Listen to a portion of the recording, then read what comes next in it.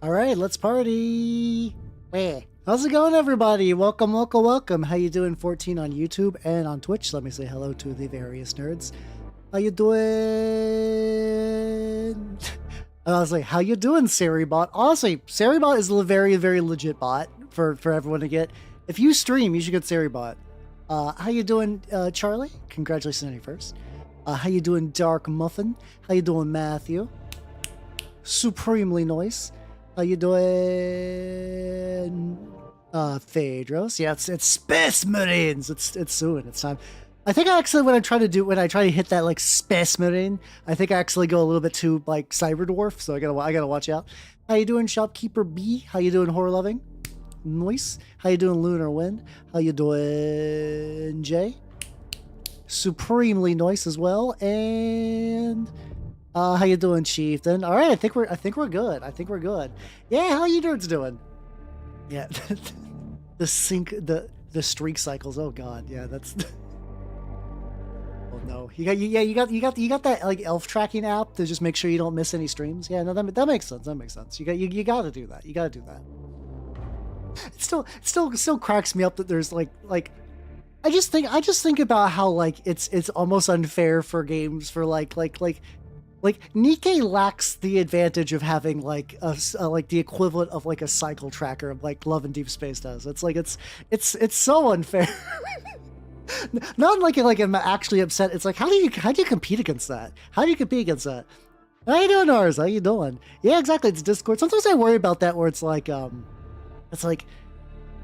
gotta make sure my schedule's available everywhere, and it's because like I think every now and then people have been like, "How? I didn't know you're streaming today." I'm like, Twitch, YouTube, Discord, Twitter, Blue Sky.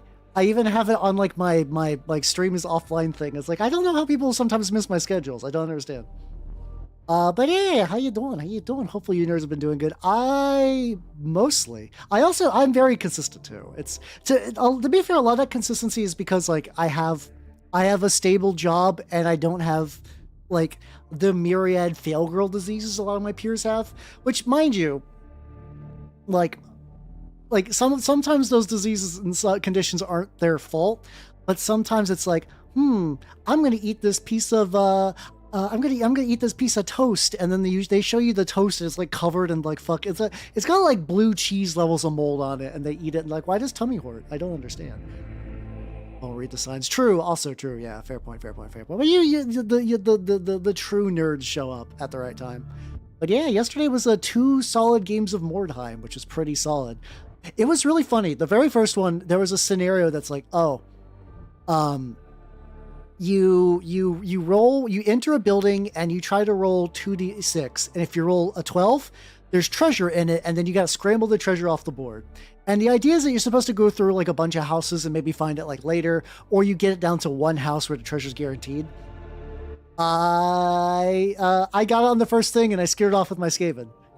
Imagine me reading puns. Hold on. Where the fuck did you put that? Where did you put that pun? I was picking out an insect for a pet and decided on the smaller of a pair of beetles. I chose the lesser of 2 weevils. I'll give that like a C minus. How you doing, that guy? How you doing? How you doing? This one be the Thunder Thighs? Not that. Oh, so for context, we have made the Marine chapters already. We made the Marine chapters already, and I'll explain how this is going to break down in a bit. I'm doing a bit of yap, and I don't know if I'm going to do the full 30 minutes of yap. Just given some time. Also, appreciate the Blobbit Circle, which has nothing to do with 40k.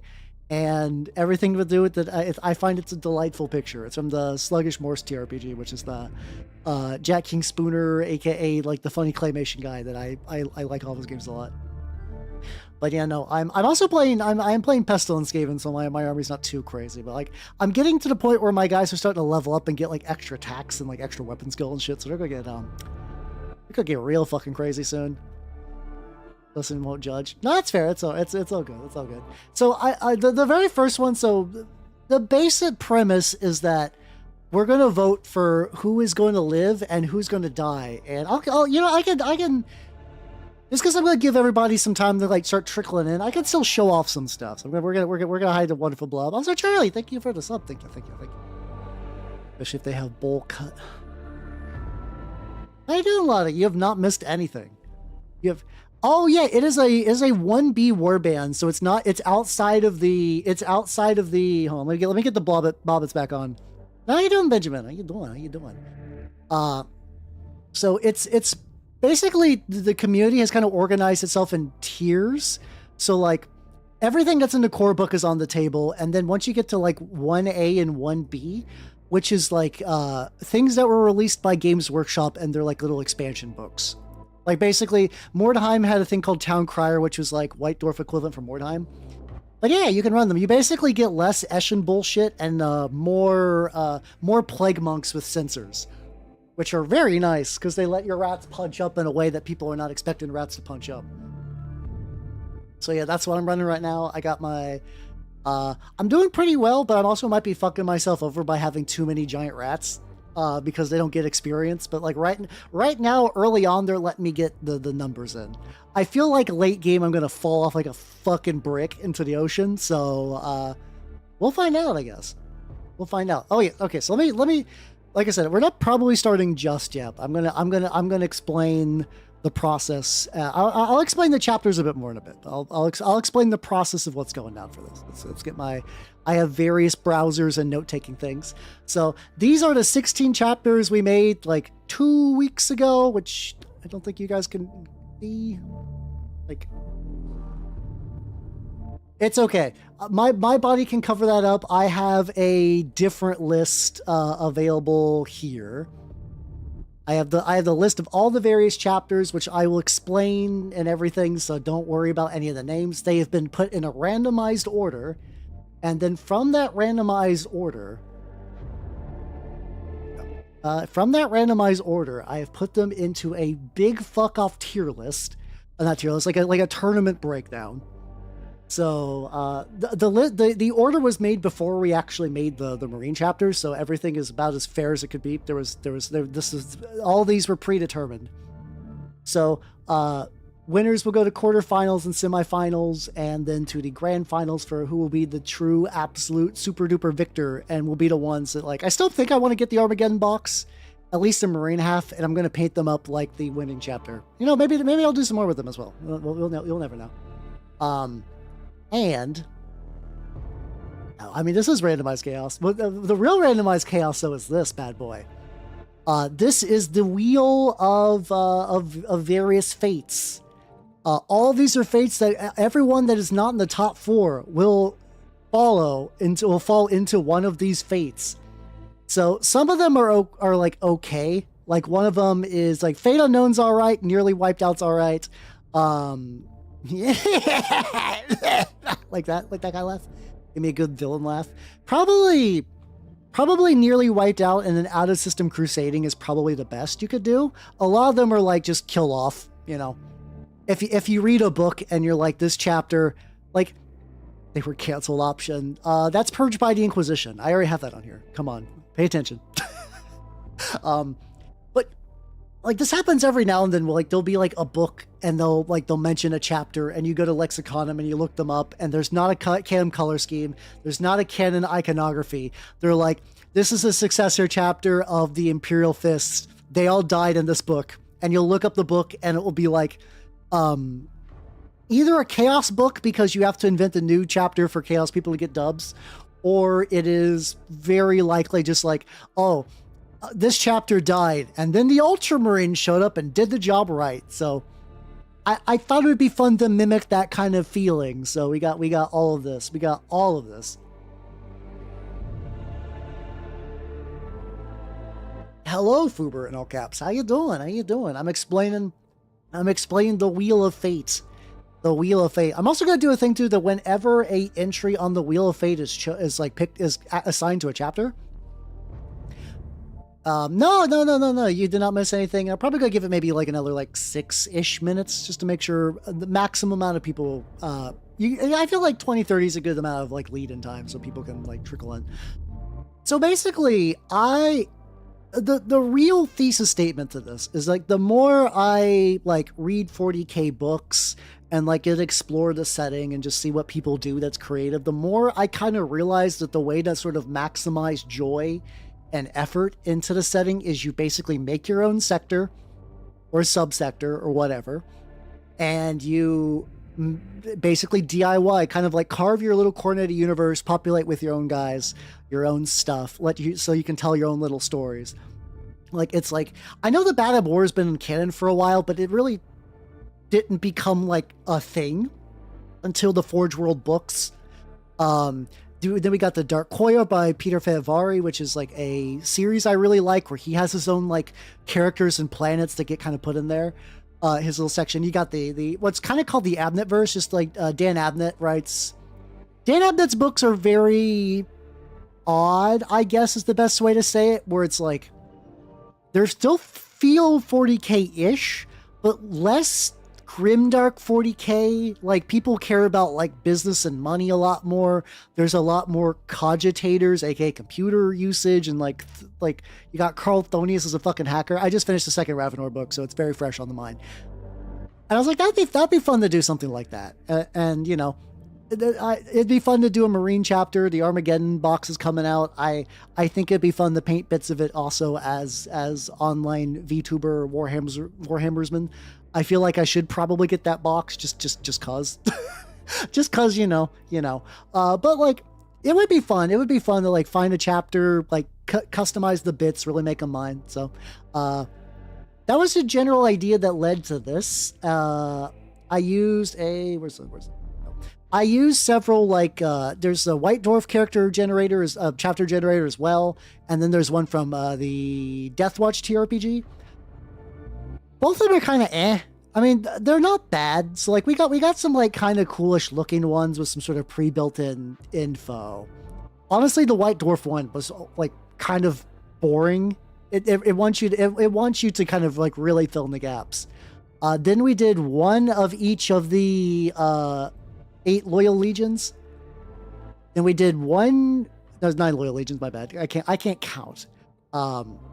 Then we did one with Trader Gene Seed, which we rolled for because I thought that would be fun to do. Because, you know, every time somebody makes their OC Do Not Steal Marine chapter, they add Trader Gene Seed. I'm guilty of enjoying this because I do like the Minotaurs. So, like, you know, I cannot be throwing rocks in this glass house of mine. But so yeah, we ended up by sheer chance a Black Shield company of word bearers that survived the heresy or kind of like incorporated a bit more into the Imperium. We got I think this is the unknown successor, which ended up being Space Cats. We got one that was another unknown, which kind of ended up being like the fucking like Snake procuring his stuff, like his gear like on site. And yeah, we did all those. Throw rocks, Hal, throw rocks. Sure, I could throw rocks. But in this instance, I'm not gonna. I like my house. I'll say, and then yeah, let's see. Extra G-dubs. Oh god, yeah. So, you know what's really fucked up? So, like a couple of weeks ago, we did get the Scarecrow Marines. They're on there to be voted for when the time comes. What's really funny is I caved and bought Warhammer Plus because I was like, okay, I would like to read some issues of White Dwarf when I was going to be on my train ride. I was like, there's like a solid 2-hour train ride both ways. Guys. Don't worry, that guy. I will also explain if we make the Zetos. Oh yeah, for sure. There's a lot of times, like if we get like a couple of these sub factions, like if one of these guys falls to chaos, we can customize them. Like, I don't know how long this is going to take. So theoretically, any overage time, like if we end up spilling out into like beyond just like the various fates of the Marines. There we go. There we go. We're gonna make some like a sector and then like do some like homeworld stuff. We can also expand on any of the other ones that are involved as well. But anyway, my rant. Did you know that Warhammer Plus is Warhammer, like the White Dwarf Vault? The whole reason that I was like, you know what? I'll give in this time. I'll pay you money for a service. It doesn't work on any iOS devices. I have an iPhone for VTubing, and years ago I was gifted an iPad, for guild work reasons, because like the guild is really weird that like we won't get any holiday bonuses, but sometimes we do. And that year I was like, I could use like a tablet or something. So yeah, I just don't think they give a fuck. I just don't think Games Workshop gives a fuck about you reading old issues of White Dwarf. I think they assume you're going to be there for like the video content and like list building within the app. So fuck, okay. Should probably cancel that at some point, but I don't know. Maybe if I stick around, I can get the free model. Haha. I say free model like I wouldn't be paying for it. Fair, understandable. I'm going to say at this point, I used to hate Apple a lot more, but like, considering how much Windows has shit the bed, like I think that like Apple's sins have gotten a lot lessened over the years. Not that they're great, mind you. Still, I can totally understand. Most of my switching over to like I don't use a Mac, but like I don't know, if I got one, I wouldn't mind it. Yeah, it'd be like that sometimes. But yeah. What fucking Games Workshop? Why are you like this? To be fair, I do think if I build a new PC, I do want to build it on Linux. I also been telling you I've been having like the dark specter of like, hey Hal, you should get a ThinkPad. I don't really have a reason to. I really don't. My only real idea about getting a ThinkPad was just so I could just like lay in bed and play visual novels, which is not a reason to pick up a device. And like, but every now and then it's like, I don't know, you could do it. You could, they're only like $300 refurbed, Hal. I'm like, I no. I have other things I need to spend $300 on, like my bones and some other bullshit. It's that is fair though. That is fair. Zoomer urge. What do you mean Zoomer? I'm aggressively a millennial. I'm gonna be 36 in like just over 2 months. My bones, they're jelly. My jelly bones. Oh god, yeah. I feel bad for Imperial. Like I understand that everybody's like, yo, it's not a real faction. Don't get your hopes up. But like, it's a cool faction. I like the Inquisition as a faction. I think it's really cool. Like if it wasn't for the fact that playing Imperial agents is like basically like painting Gene Stealer cults, but with like less options. I think they're great, but like Games Workshop clearly like doesn't want you to play them. Like goes out of their way, really. I've had the same thing though, Jay, where like if somebody's really insistent on something that I'm like, whatever. I don't fucking know. That doesn't even wait. That doesn't even work unless there's like you have to go through the Greek alphabet at this point. We're just now hitting betas. Yeah, that's also called depression. I'm also like not acting like bed rotting. I just think that like laying down in a cozy position. Yeah, so it's very weird. It's also kind of weird too because everybody's like, oh yeah, you know what'd be kind of perfect? So basically for context for the new edition of 40K, they're sort of you basically kind of like, you used to be able to bring a detachment and your detachment would modify how your army plays. And a lot of them were shit and some of them were OP and then, so it instantly got obliterated.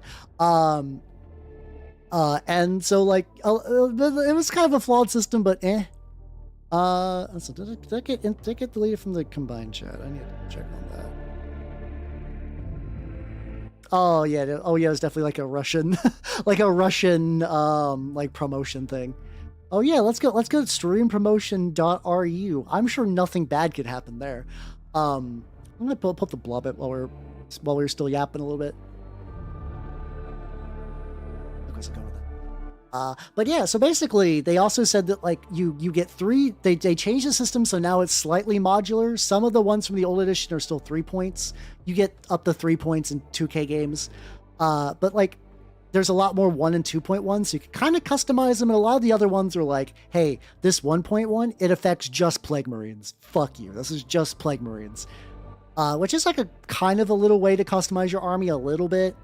But Imperial Agents, all of theirs that are any good, like basically I think all of them are 3 points. And that would be fine. It'd be bad, but it'd be fine. But if you play any amount that's lower than 2,000, like a lot of people play 1,000 point 40K because, you know, quicker games, they're new. Yeah, that is actually the Sluggish Morse TRPG. Yeah. I kickstarted that a while ago. I've yet to run it. It's a game that I think is very neat, but is so like concentrated crazy that like I've only had one person I've ever shown it to respond positively. But like, I'll give this a go. It's a lot. It's a lot. So yeah. If you play Imperial Agents, you effectively don't have an army rule and you don't have a detachment rule if you play at 1,000 points. Because Games Workshop hates you personally. How dare you? How dare you give them money? How dare you buy a codex? How dare you buy models? How dare you paint them in their war game?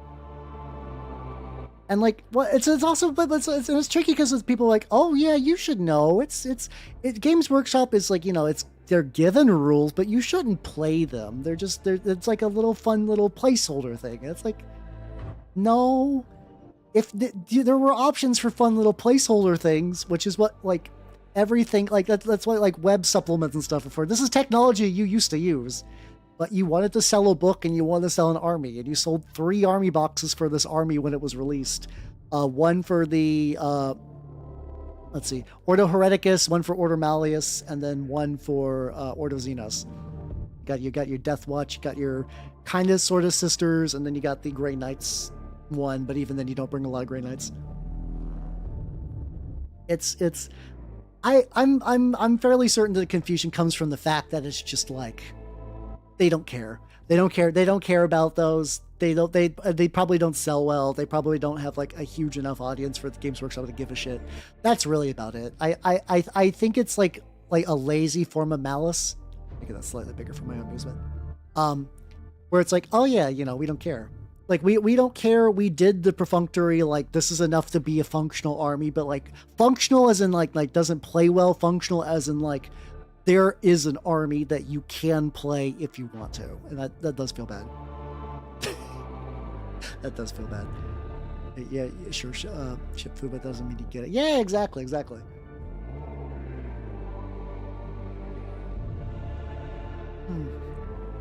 Oh, Games Workshop.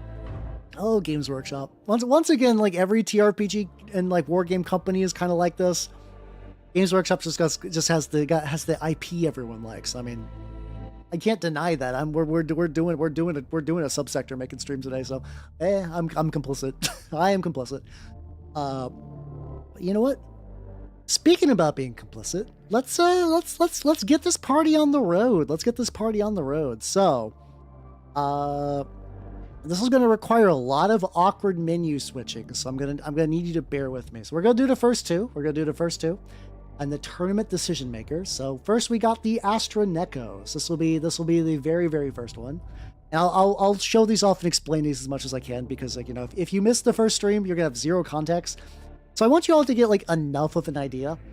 So the Astronecos, I'm pretty sure. Don't duck on me.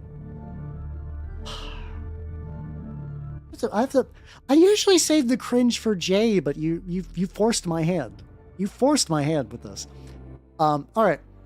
So Astronecos were the idea that was pitched of like, what if Felonid Space Marines, and then sort of turned into the obligatory, what if you had that kind of like Japanese Space Marines? Then I looked up if there was a Neko common, like a cat common rider, and we got this one. I don't know if I could really gauge like where she's from in the franchise. My common rider knowledge is very weak, so like I would be like, some of those parts vaguely remind me of stuff from X-Aid, but I don't think that's right either. But yeah, so that is the Astronecos. So this will be one of them, and I should probably get like the voting thing ready to go soon. And then the other one are the Scions of Anubis. All right. Oh yeah, the Astronecos does not have a set progenitor chapter. It is unknown. It is unknown Primarch. But these ones we got Scions of Horus, Scions of Anubis. we're fuck it. We're doing Sons of Horus again. Surely things couldn't backpedal. Like couldn't get worse this time. I read pedal and me to do that. Wait, this is like a chicken versus the egg thing. I got the cringe pedal because you guys get cringe. I had to adapt. How you doing, Falcon? How you doing? How you doing? Oh yeah, this is. I swear I did not do this on purpose, but you are right. It is cats versus dogs. These are Iron Hands guys. These guys are Iron Hands guys, but based on the idea of the Keys of Hell, which was a big vault of forbidden tech that Ferrus Manus had, and then when he died, the Iron Hands opened it up to like find ways to help win the heresy. These guys found one that had basically just like a big old vault of necrodermis. Not realizing that, look at tells me I haven't saved for a while. I've saved, don't worry. Big old vault of necrodermis, and like a shard of a Catan shard in it. I'm going to say probably Void Dragon. So their idea is that the more they use the Keys of Hell, their version of it, the more and more the Catan shards goes by Anubis. It basically makes them into like T-1000 Terminators, just slowly replacing parts of their body with like liquid metal. And yeah, so we're gonna do. I'm gonna do the poll. I think roughly 2 minutes on these on here. YouTube people, I don't have a polling mechanism like Twitch does, so I just need for you just to type out which one you want between the Astra. Let's see, which lives. We'll do Astra Nekos. Here, no, I'll even do like a little divider thing versus Sons of Anubis. There we go. Do that. And there we go. Excellent. All right, and the poll be going. Why a new bus? What happened to the old one? I was like sitting cross-legged. I was getting comfy. I have to lean down for this bullshit. I have to lean down for this bullshit now. All right, we got so some of these I feel like are going to be real like softball, like really kind of one-sided. So I did look at those websites, but the thing is that they're really meant for like long time and not something that's good midstream. It's why I was originally like just going to like vote slowly during the week.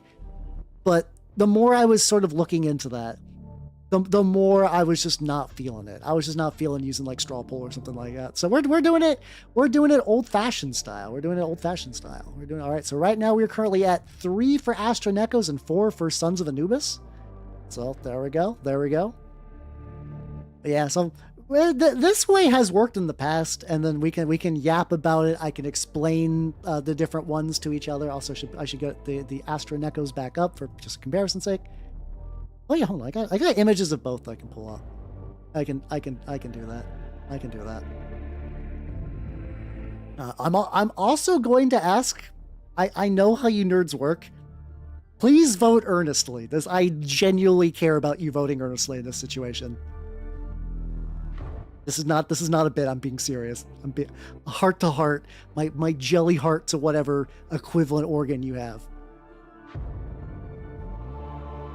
I had to say it. I had to say it. I know how you all work. I know how you all work. But I put work into this, motherfuckers. And with that, it is drawing to a close, and we have a winner. We have the Astra Nekos at 3 votes, and then the Sons of Anubis at 6. Hey, no, it's all good. It's all good. It's all good if you accidentally bork your votes. YouTube people, don't worry. I'm putting you under time pressure. All right, so let's see what happens to the Astra Nekos. It's time to spin the wheel.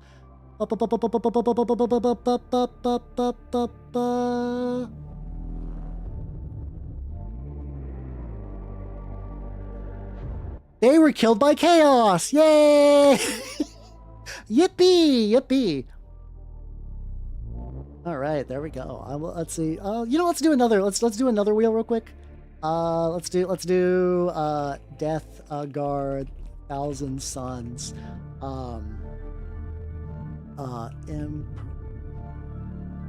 No, that's too well. That'll slow things down too much. We'll go back to dealing.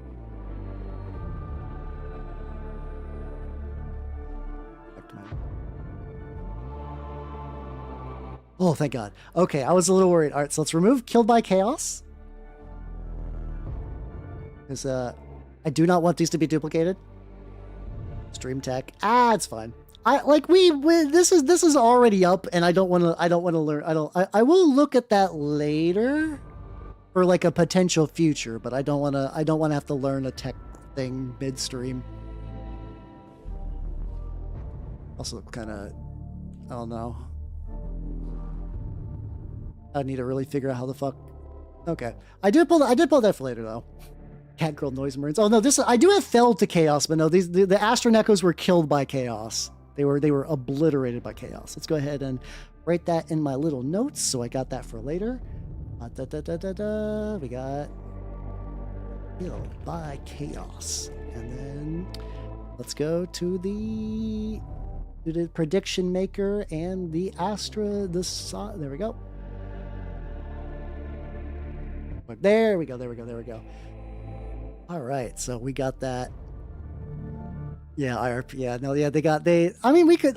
To be fair, I think I could totally see the Emperor's Children wanting to fight them, because that's just kind of really like. I think for them that's probably really funny. You're like, oh shit, Catgirl Marines. This is a new sensation we've not experienced. I think I put the air fryer. All right, so the next two are the Emperor's Choir. They are the loyalist word bearers who survived as a Black Shield company after heresy, and they pretend to be Ultramarines, and they are really heavily into like being penitents and like working with the Inquisition, because they are on the thinnest of ice, and they 100% are real deep on the Emperor is a god, unlike a lot of other Space Marine chapters. And then number 16 was the other one, which is the Sons of the Grove. This is one that was done from the. This is one from the Rites of Battle, aka the Death Watch supplement one. So they are Blood Angel successors that work with the Inquisition and are very jungly. This is honestly this one might be one of those like throwaway ones. Unfortunately, I think the ones that were totally RNG'd are just kind of inherently at a disadvantage, but I don't care. All right, so let's get that as a vote. Let's do Emperor's Choir. I'm really bad at typing. Get that going. All right, poll number 2. I have to be really careful, because part of me wants to accidentally hit so part of me really accidentally wants to hit the ad break thing. I don't want to do that. How you doing, Sam? You missed the first vote, but you were right on time for the second. So we are voting for which Space Marine chapter will live between the Emperor's Choir and the Sons of the Grove, which we're doing now. So Twitch people vote regular style. YouTube people, go ahead and just type which one you want to win. And I could do the smart this time and have their 2 pictures on screen. Yippee! Because I did a really elaborate thumbnail. This is not going to super describe what they are, but this will give you like give you a general idea, just a pure visual idea. There we go. All right, we got. Yeah. Okay. I'm going to end this poll early, because I think this one's pretty locked down. We got basically left is Choir, right is Sons of the Grove. I'm sorry for any Grove heads, but it is currently 10-0. Yeah, I think this is pretty good. Yeah, I will. The one that will win, I will paint. Yeah, there's that piss chart where it's like if you're a good teammate or a bad teammate by the color of your piss, which is how much water you're doing. All right, so let's find out what happens to the Sons of the Grove, because there was legitimately no possible way they could win. Let's get the right spinny thing back up so you guys can see the wheel. I want you guys to behold the wheel. And here we go. Wheel of Fate. Up.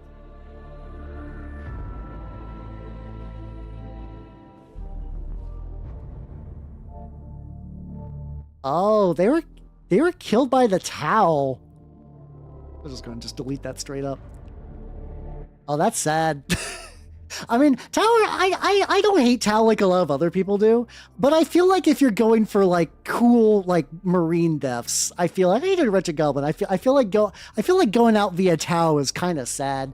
So let's go ahead and do go and get the tournament bracket. Go ahead and view, and then we'll update the notion list to be killed by Tau.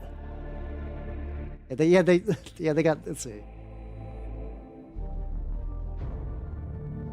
All right. Ooh, next one could potentially be interesting.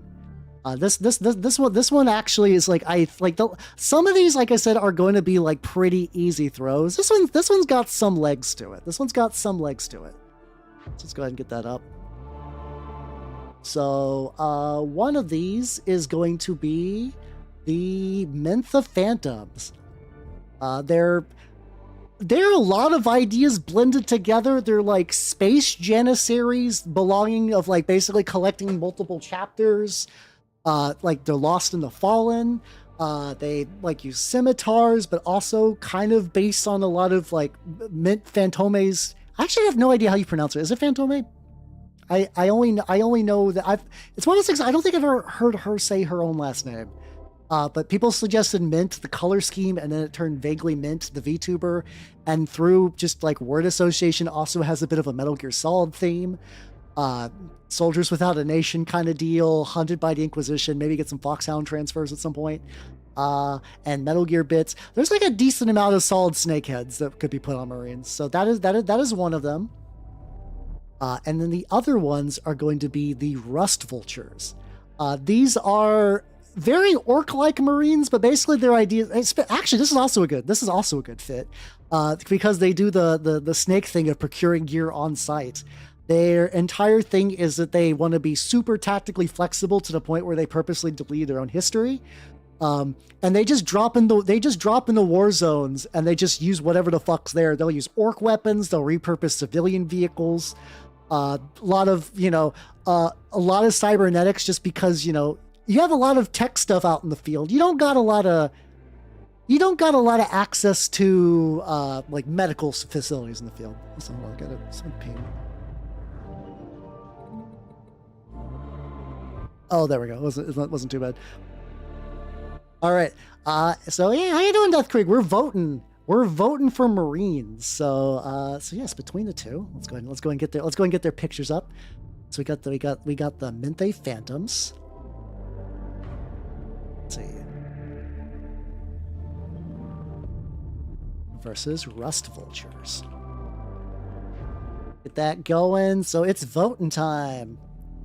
Yeah, this one I feel like I know the winner, but I still think that this one is like potentially could go either way.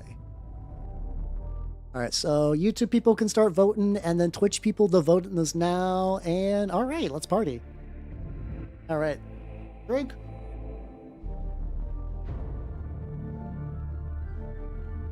Stretch. Thank you, Krieg. Thank you. Let's see what we got. All right, so Twitch is currently 2 to 4 feature leaning vultures. YouTube is 1 to 4 to them. So yeah, this is it do be. Oh fuck! I never dropped the other one. There we go. I could just do it like this. If I just stick to one and just put the other one on there for comparison. How you doing, Steve? We're voting. You didn't miss too many. We had one of them die to Tau, which is really sad. It's quite a shame. It's quite a shame. All right, so this is another one I'm going to call early because it's like 3 to the Phantoms and then a solid 8 to the Rust Vultures. So I think it's time. I think it's time for the Wheel of Fate. I think it's time for the Wheel of Fate. The funny thing is, the Vultures one, I could just cannibalize every single orc bit. Just like, don't paint any orcs and just use all their fucking bits. Let's see. So yeah, let's find out what happens to the Phantoms. Let's go.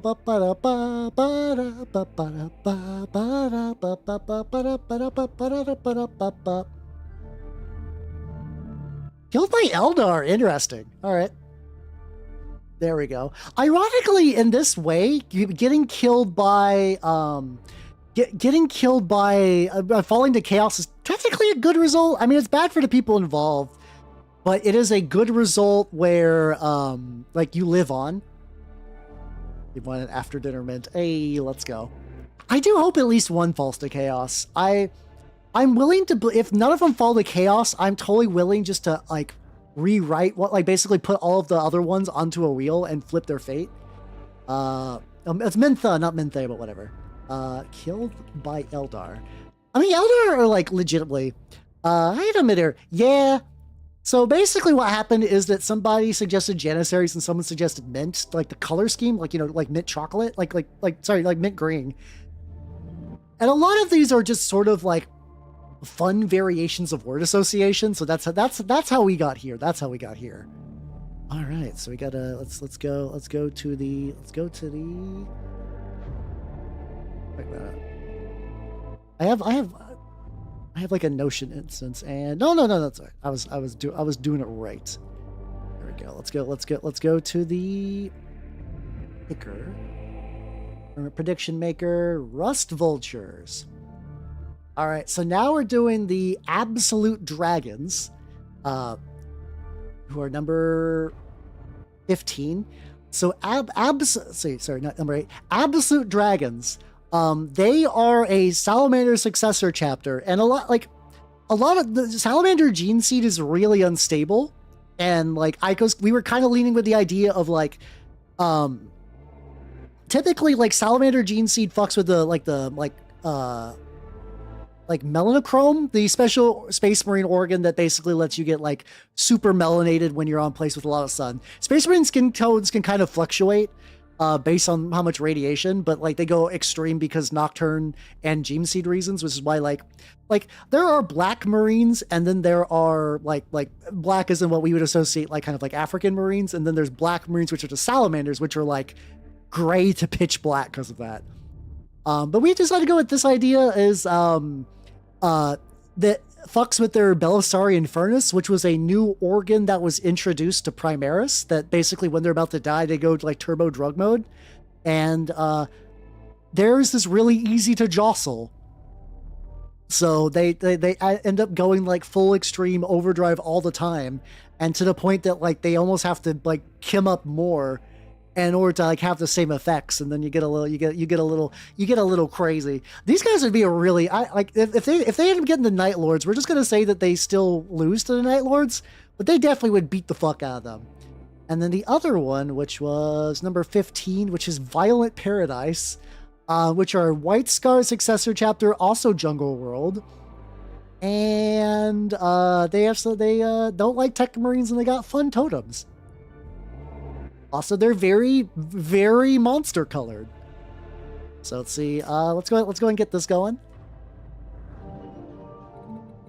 This was made with the Rights of Battle voter thing. So this one in particular is kind of weird. All right, same deal. YouTube people, you can start voting early while I get the Twitch one ready to... No. Fuck, I did it. No, I fucking did it. Hold on. All right. Be right back in 2. God damn. I did it again. All right.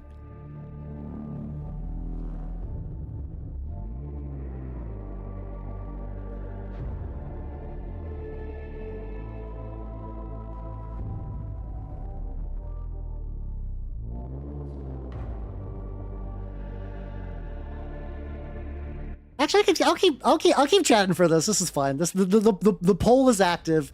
People on Twitch can still vote even while the poll's active. I knew that was going to happen. I knew eventually I was going to hit the wrong button.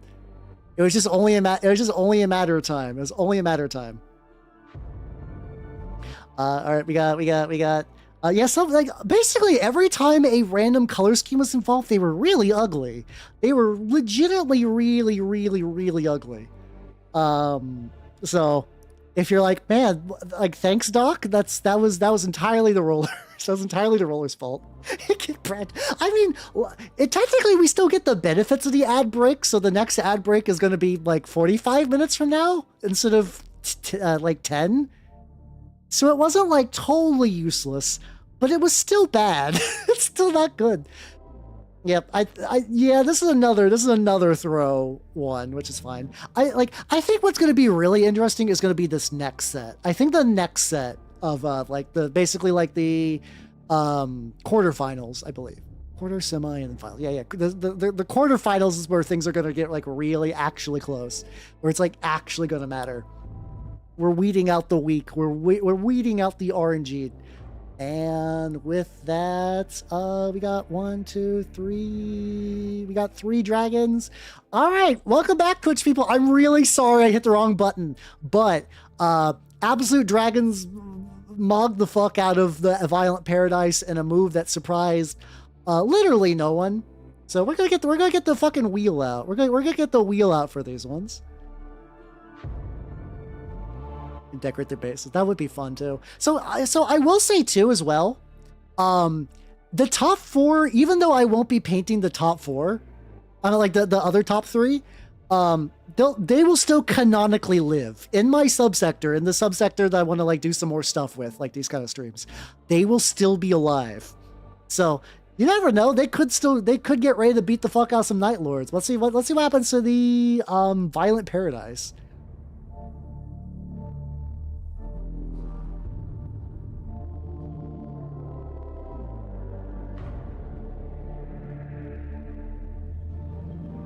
Oh, the irony. Oh, the irony. Okay.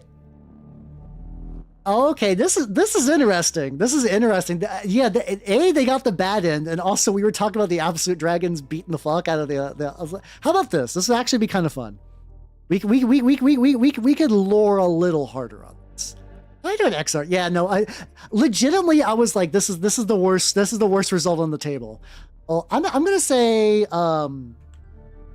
fought alongside Absolute Dragons versus the Night Lords.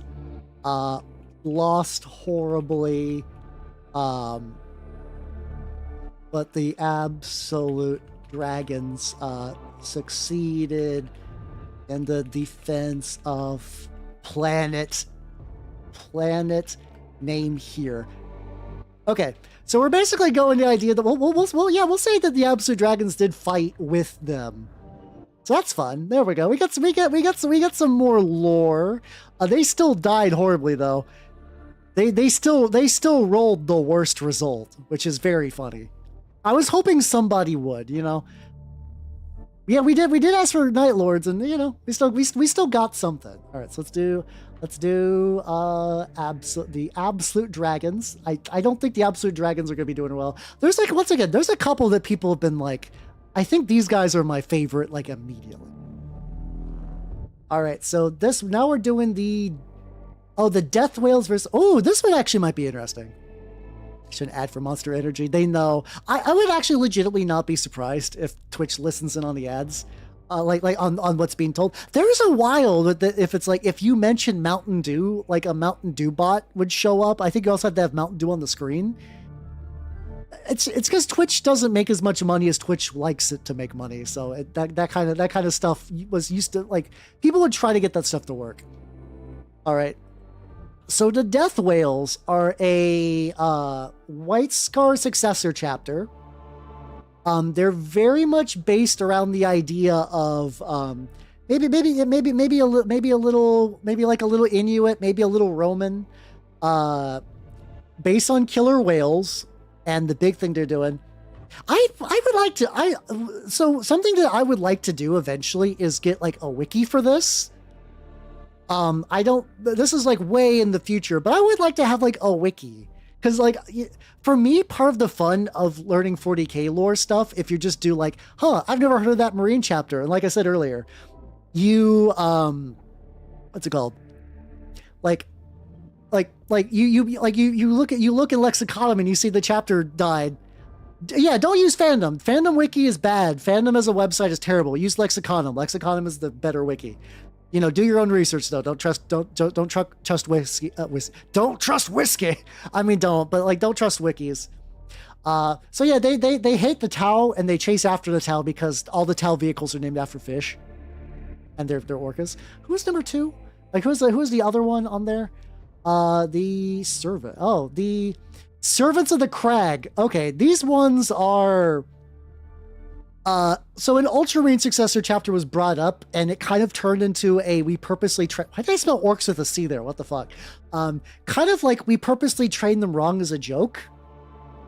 They are questing kind of like Don Quixote knights that were like crash landed on a planet due to warp issues. A lot of the Marines basically sort of like forgot their history a lot, and the people on the ship and the people on the planet sort of kind of repurposed the Marines as to being like subservient to them. And so they still do like questing and crusading stuff, but like these are very much like imagine if Brett's were Space Marines, but also like we purposely trained them wrong as a joke.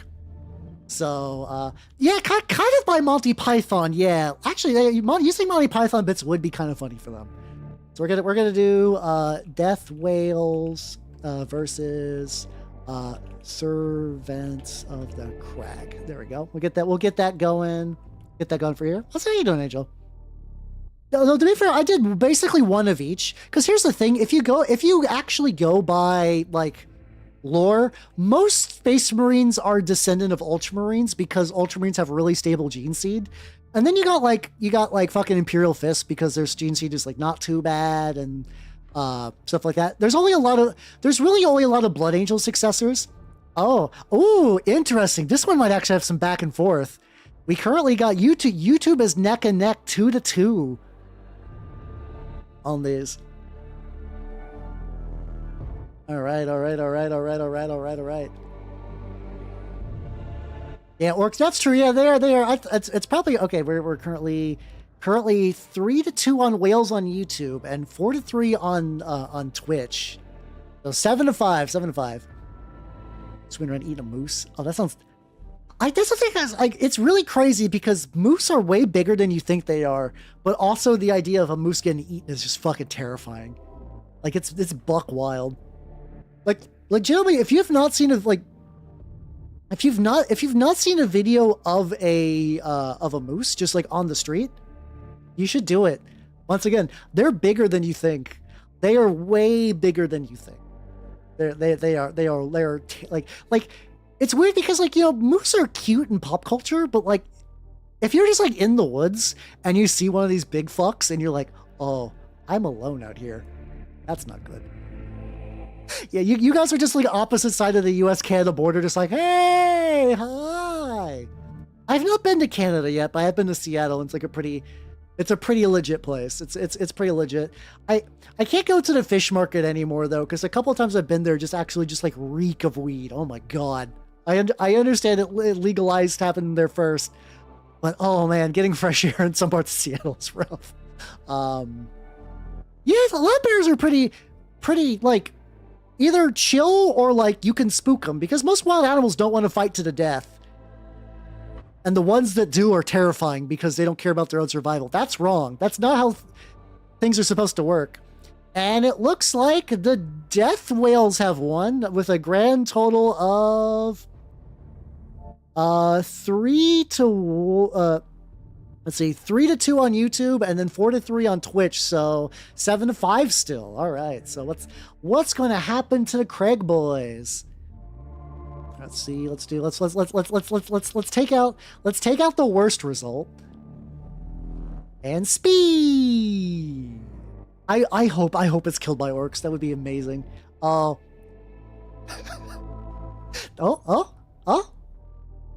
they got lost in a warp. Let's go. Guys, you know what that means, right? They tried to leave.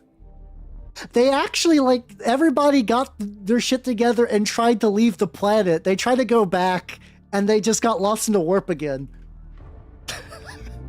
They're so bad at it. It's something that this is really funny about when you do these kind of like random events. Sometimes RNG does get like weirdly prophetic. Like sometimes the universe does have a sense of humor when it comes to things. So that's kind of amazing. That's a good fate. Arguably, well, actually, the Lost in the Warp's bad. It's not good. It's just good for them. Yeah. Oh god, you're right. It is also fitting for Monty Python too. How you doing, Shasra? How you doing? We're voting for Marines. All right, Death Whales is one. All right. Next one. Okay, this one is I think this is going to be another pretty quick, like pretty decisive. All right, so we got the Lingxi Penitents. Or sorry, yeah, Lingxi Penitents. They're based on Jiangxi vampires and the idea of, hey, being a Blood Angel successor means you got the Black Rage and you got the Red Thirst, and theirs is really bad. So they've teamed up with the Mechanicum to just replace more and more of themselves with cybernetics, especially to deal with like the necrosis that comes with all that, or like basically try to replace as much monster with machine. So that way they don't go crazy. It never. Oh god, it's just like it's. What if it was just one Yeah, what if it's just like one continuous time loop? Oh shit, hold on. Let me. I kind of want to do that. It's actually kind of fun. Hold on. Lost in a warp. Yeah, so it's just like there was never a time when they weren't like that. It's just that they get their shit together, they leave, they pop back in like in the past, and they repeat the cycle over again. Oh, beautiful. Oh, there we go. That's excellent. They're just stuck in there forever. So the next one is, let's go. Accurate recreating these. So yeah. Yeah, it could be because it could be just their joints are so stiff. It just kind of feels like they just kind of jerk and hop a bit. Yeah, they're on the Groundhog Crusade. And then the Congorex Astra, which are basically space wolves, but instead of kind of slowly turning to wolf, you turn into gorilla. And their color scheme is based on Donkey Kong. So yeah, you know. Deke. They have no style. They have no grace. This Astartes has a funny face. Okay, I had to get that out of my system. Okay, hold on. Let me get the vote. All right. Okay, so we got one for Conga on YouTube, and let's do some voting on Twitch.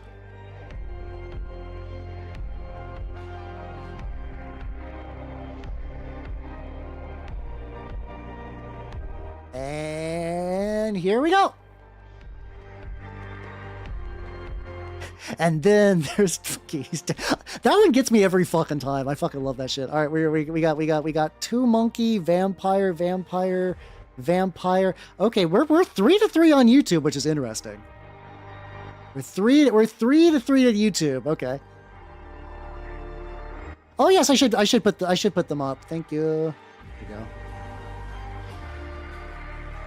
There we go. There we go. It's coconut bolter. It fires in spurts. Okay, we got Lingxi, Penitence, Lingxi. Let's see, we got monkey. There we go. Check these results. It's YouTube is fighting back and forth a lot harder on the monkeys than Twitch, which seems to be pretty big on the Jiangxi. It's kind of interesting, actually. I'm not gonna lie. I kind of assumed that the Donkey Kong Marines were in a bad spot, but no, they got some shooters. This is closer than we could have expected. Not too bad. Dark Crusader. How you doing, Lawrence? Oh, this is the Donkey Kong. Wait, Dark Crusader. We got Blood Angels versus Space Wolves, effectively. That's true. They do kind of got the comedy buff. Let's see. All right. So we got. So you called it Heir to Vampires. No one knew the word Necromancer, so it's called a Zombie Wrangler. I mean, that's basically about accurate. All right. Oh yeah, no. Oh yeah, so we were using the Death Watch chapter generator for like 2 of these. All right, so Twitch has 4-2, and then I need to actually legitimately do a count. We got 1 monkey, 2 monkey.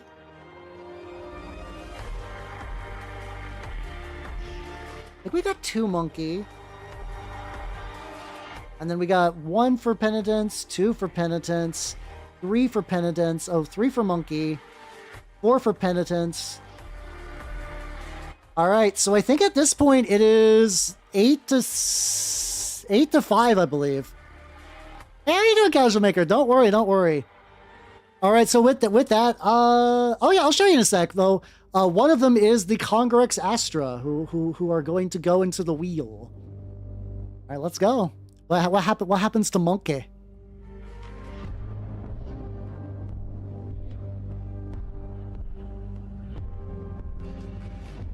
Killed by minor unknown Xenos. Interesting. Interesting. Let me put that in the notion. For context, the Astronecos were killed by Chaos. The Monster Energy Drink ones were killed by the fucking Night Lords. The Mint Phantome Phantom ones were killed by Eldar. The Servants of the... We purposely trained them wrong as a joke Marine, sort of spun into an infinite time loop. Killed by... minor reptilian Xenos.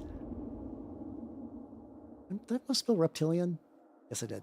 There we go. And you know what we're going to do is I'm going to put this one down here when we do the sector creation.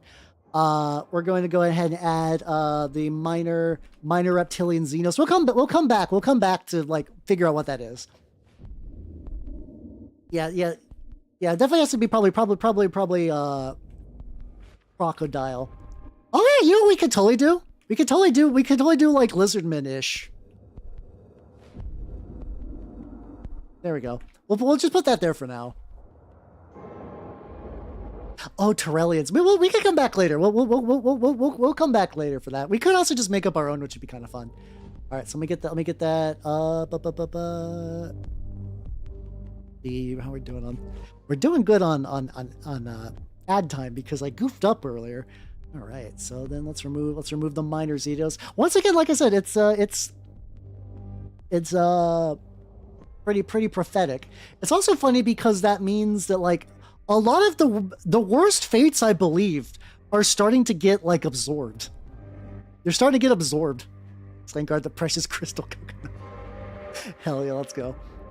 Somehow, I mean, a Croxogore with a gun does sound really funny. I'm not gonna lie. All right, so now we're gonna do. Oh, this one could also be potentially pretty close. So, here we have the Night Lords, spelled with a K. They are a Dark Angel successor chapter that is, they really hate Night Lords, the Night Lords, like the regular Night Lords, but also there's sort of, imagine like, kind of like Van Helsing Blade style vampire hunters. Oh shit, hold on, I should put them up. I have the wrong screen up. That's my bad. Thank you. There we go. There we go. So yeah, this is generally what they look like. We got we got, like I said, they're kind of like Batman if he was a vampire hunter, and then also if he was a space marine. And then we got the Charnel Hounds, which is a Space Wolf successor, kind of like bone and blood colored, real big on like kind of like undead. Like they hate they're very much like Death Cult Grim Reaper-y. They hate undead, they hate Necrons, but they have a lot of like Reaper scythes and cowls and stuff like that. Yeah. Yeah, that was our thought too, because we were like, we don't really want to do. Also for the YouTube people, as a heads up, what I'm going to do, just for simplicity's sake, I'm going to actually type the name out and then vote after that. Otherwise, it just makes me tracking stuff kind of hard. Did I spell Charnel wrong? No, it's fine. So yeah, so now you all can start voting on the YouTube. I nearly did it again. And then on Twitch, we'll go ahead and start voting. And then I'll pull up the picture of the other one as well once I get the poll going and start the poll. How you doing, son? How you doing? We're voting. We're voting. Do you want Charnel Hounds on the left or the Night Lords with a K on the right? This is for who lives and who dies. Yeah, I like this one because it's way more of a fair fight. Like it's so like the Violent Paradise one was basically like Hydrogen Bomb versus Coughing Baby. No, sorry, you vote for who you want to live. You vote for who you want to live.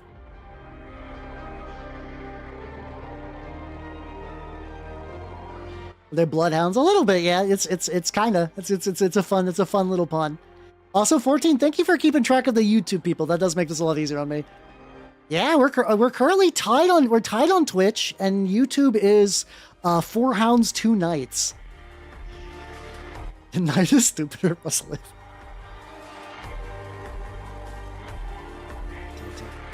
There we go. All right, 4 hound, 3 knight. It is a funny pun. That was pretty amusing. Ooh, this is interesting. All right. Yeah, I have to imagine that, like, due to like imperial administrative like cock up, they didn't realize that Night Lords was already used. Also, I feel like if you acknowledge that the Night Lords exist as an Imperium, you're kind of like, you kind of want to pretend that they don't exist. Ooh. Oh, this is interesting. This is very interesting. Sip.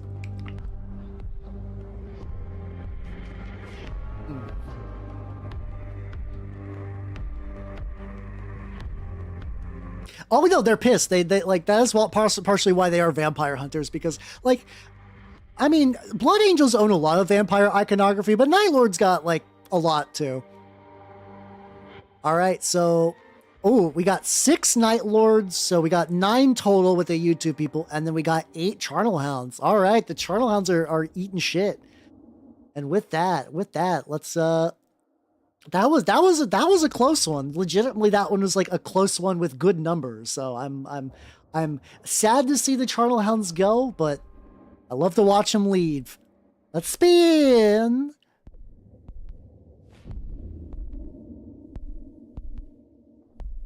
Oh, this is another funny thing where the enemy of the winner ends up killing the loser. So yeah, the Charnel Hound. Oh no, the Charnel Hounds hate undead too. They also got killed. Okay, this is God. This is sad. They weren't able to fulfill their mission in the end. Tragic. All right, let's add that to the list. Notion. Oh,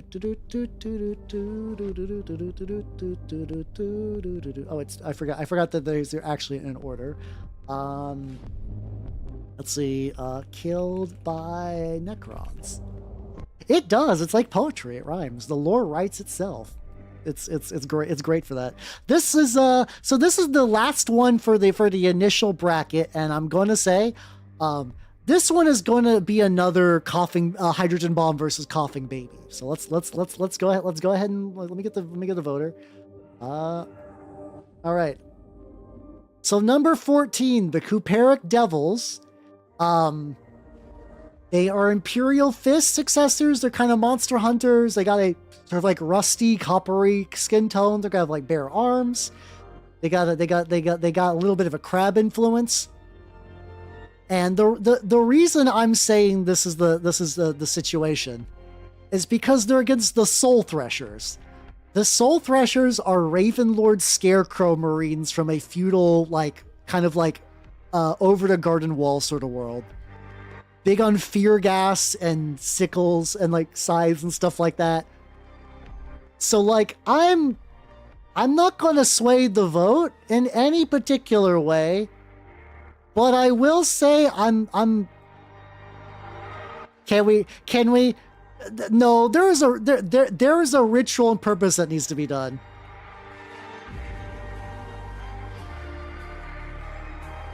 So yeah, let's go ahead and do that. All right, for you two people, your voting is ready to go. And let's get for Twitch people.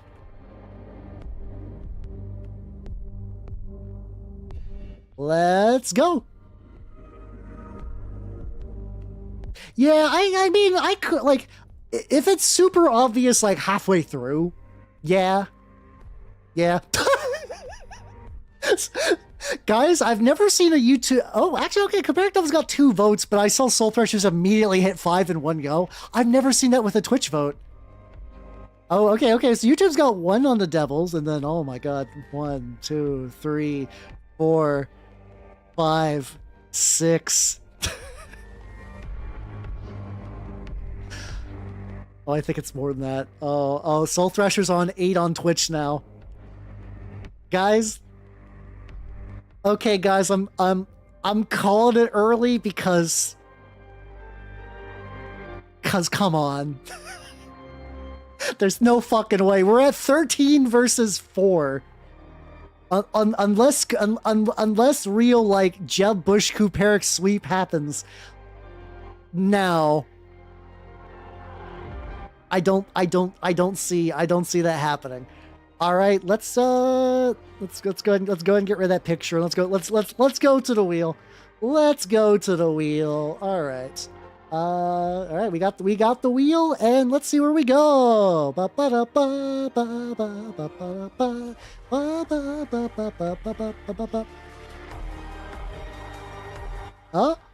Oh, no, they're killed by orcs. Oh, they didn't even get a good death. Oh, that's sad. They didn't even get the like killed by tyrannids. Tragic. Yeah, let's go ahead and we'll do keep doing that. So I've been working on I've been doing Mordheim a lot lately, so I'm reflexively using C's instead of K's. All right. You got idea? Oh shit. Oh, death by squig off. Oh shit. There we go. Yeah, we can do that. We can do that. Kill by orcs, especially squig-offs. There we go. Excellent. Yeah, they become just generic Marine chapter that died to orcs. Because it happens a lot. Orcs, like, you know, they kind of get that, like, oh, they're all silly lads, but then you're like, oh no, they kill people. They kill people real bad. So orcs are gone. And then, I forgot to remove Necrons too. That's fine. All right, so actually, weirdly enough, we're getting the last couple aren't the worst. All right, so you know what this means now. So now we are on to the quarterfinals. So this is the last group that one of the options could be death. There are 6 death results, and then there's 4 more votes. Everybody, once you get the semifinals, you're safe. Once you get the semifinals, you're canonically alive in some state. So we're going in now. We're going in.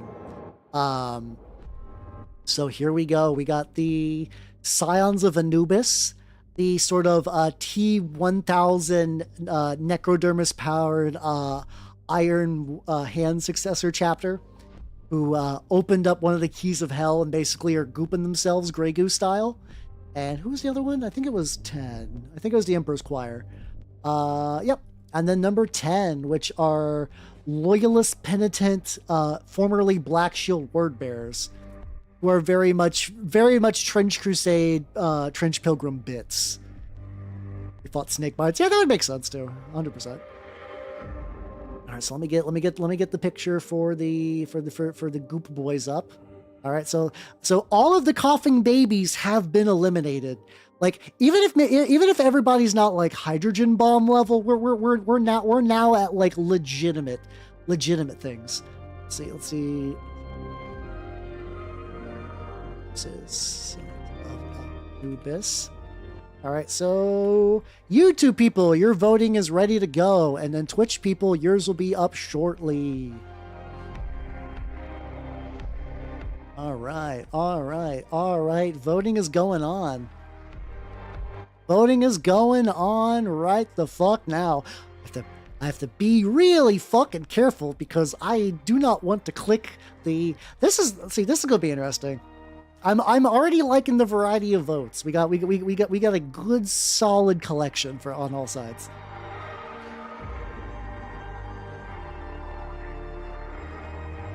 How you doing, Blake?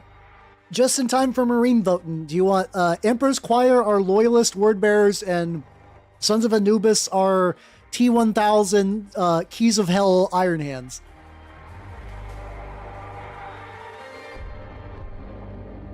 This one's getting there. And how you doing, Zetai? How you doing? Why no funny number redeemed for 67? Because I'm above the age of 25. That's why. I mean, a lot of my peers have leaned in, but I will be staunch and unbending. I'm gonna be honest. We're at the point that any of the survivors I would be okay with, like all the ones that were kind of like, unfortunately, all the ones that were done RNG through books have just kind of fallen off, and that's fine. It was fun to roll charts. They were actually like really good warm up exercises, so I think their existence was pretty solid. Yeah, I mean, oh no, I'll have to paint word bears, which I like, and I'll have to paint Trench Crusade bits, which I like. Oh no, whatever will I do? Oh, woe is me. I live in eternal pain.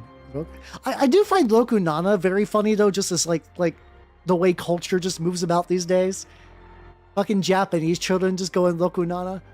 Maybe that is just my brain being weak to Thing and then Thing Japan. All right. So.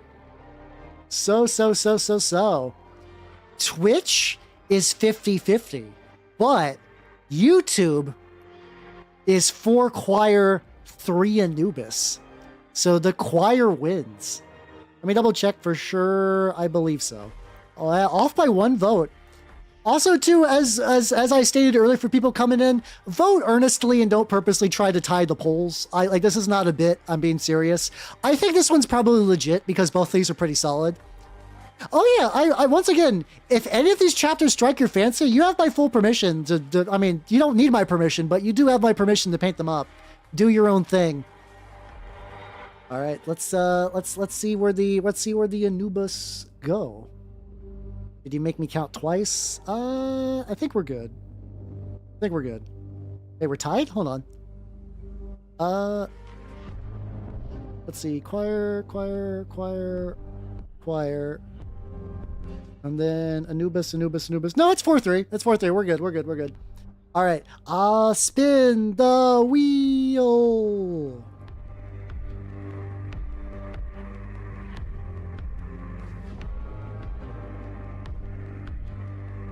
Oh, they got one of the good results. Out of system crusading, so that means that they live.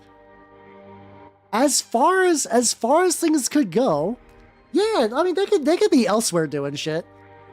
I put in a couple of like, this could be good. Like Fate Unknown and then Nearly Wiped Out Rebuilding are probably the last 2 good results. But yeah, no, they lived. Yippee. Let's go. Let's go ahead and get that updated. All right. System at Crusade.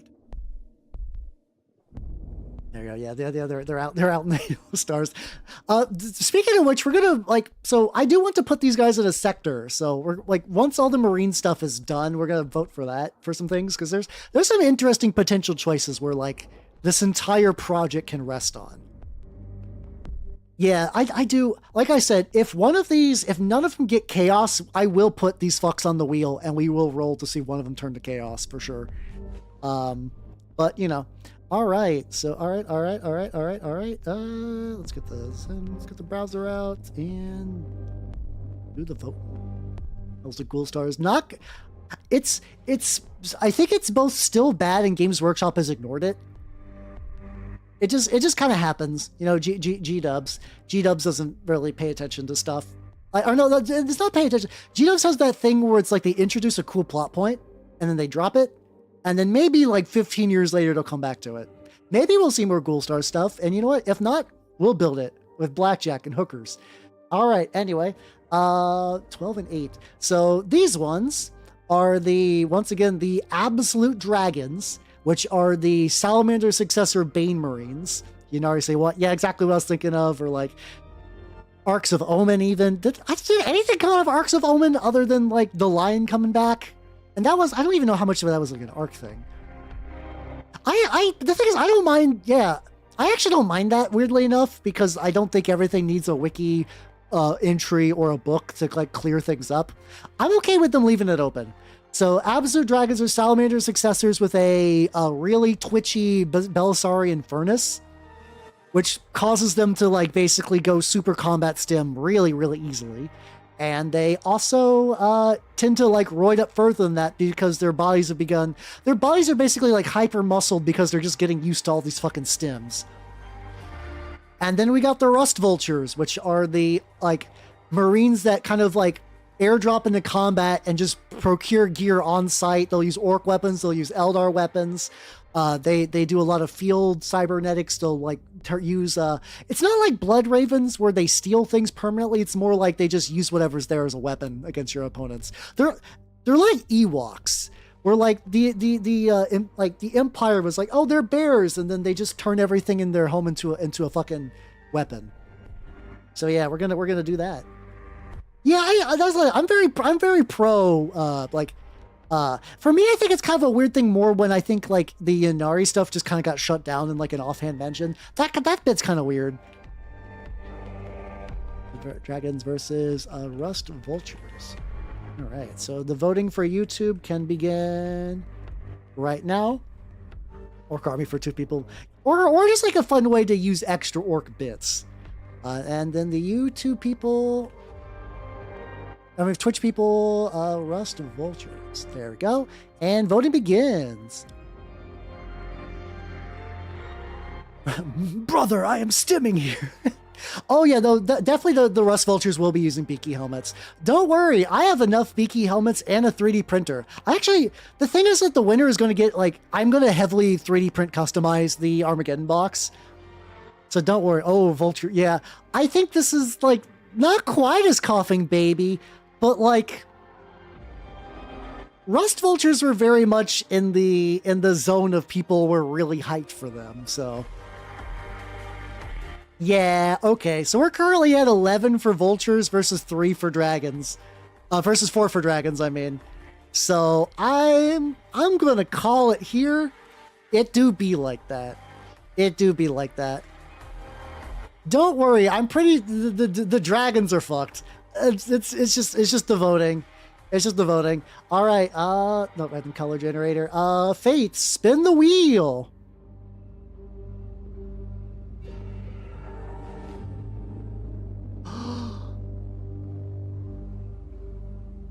Oh, they were canceled. Okay. They got a little too stim hungry. It'd be like that. How you doing, Spork? How you doing? Yeah. Yeah, I have to imagine that they were doing, like, maybe they were getting to, like, you know how, like, Emperor's Children start grinding people up in the drugs? Maybe they were, like, creeping towards that point. The nice thing, though, by being purged by the Inquisition leaves you with a bit more wiggle room to still live. Like, there might be a Slanesh, like, tainted, absolute dragon somewhere out there. So, not the most, like, total obliteration, but, like, definitely, like, no longer a chapter for sure. Yeah, legitimately, they... Well, I'm gonna write that down. Bug test. Okay, so there's a thing, too, that periodically, chapters will send their gene seed back to Terra so that they can be like, you know, so they can be sort of like monitored and have like backups in case like a chapter gets real fucked. If your gene seed's really mutated, things get a little trouble, like in the same way that like, so there are the black dragons. Their gene seed is just real crazy because of the bone growths. So a lot of times the Inquisition doesn't like them. It's like really suspicious because they'll just like send back other people's gene seed. Oh god, imagine going to Fabius Bile because your drugs aren't strong enough. Ooh, that's some real crazy town. All right. All right, let's go. They got a little too quirked up with the sauce. All right. So now we have Death Whales versus the Lynchi Penitents. So as a reminder, Death Whales are Orca-themed, I'm about to say Orca-themed VTubers. They're Orca-themed White Scar successors, really big on like Frozen Death World. They hunt Tau because all their ships are named after aquatic life. And maybe little bits of like maybe any sort of like Inuit kind of theming, but also bits of Roman stuff because Orcus, like which I think Orcus were named after, has like a Roman god component. And then I think this one could potentially be pretty neck and neck, but we'll see. And then we got the Lingqi Penitents. These are the Blood Angels successor chapter based on Jiangxi that are slowly making himself more cybernetic in order to stave off the various like black rages and red thirsts. Let's see. Let me get the. I'm looking for. Oh yeah. Let me get the orcas on screen, and let me do that.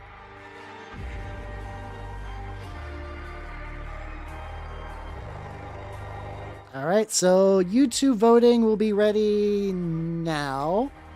This one could this one does have a strong chance of being Coughing Baby, but like I don't know. I think both of these got pretty good premises.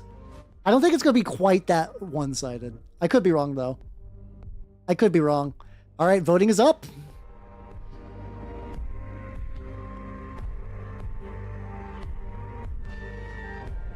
All right. Oh shit. Okay. Okay, we're getting a good mix. We're getting a good mix. This is actually a very solid. They do have a very similar scheme, but that's just because I think it's just because like the Jiangxi I used was very teal.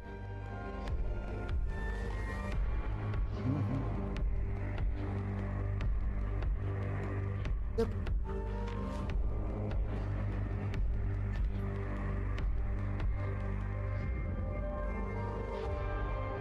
Oh shit, we got an ad break coming up. I'm gonna snooze that for right now.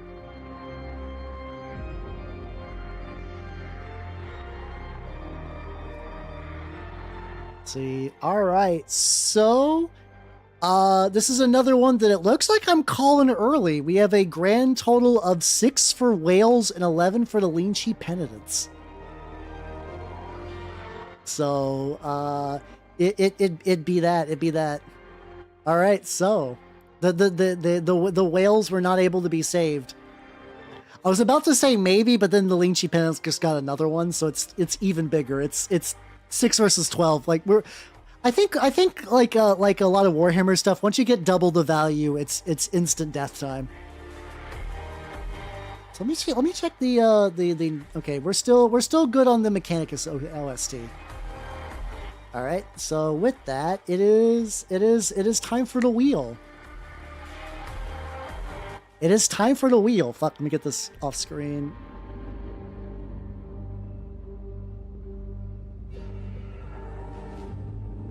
Oh, they were killed by Tyranids. Oh, unfortunate. There's you know what they say, everybody. There's always a bigger fish. There's always a bigger fish.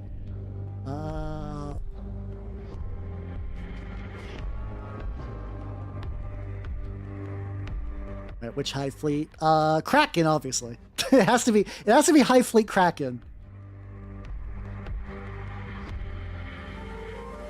You gotta. Or Leviathan would also be good too.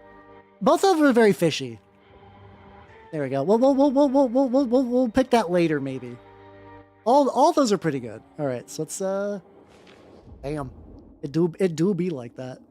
Yeah, woo, go Tyranids. At least they were eating well. They were eating well.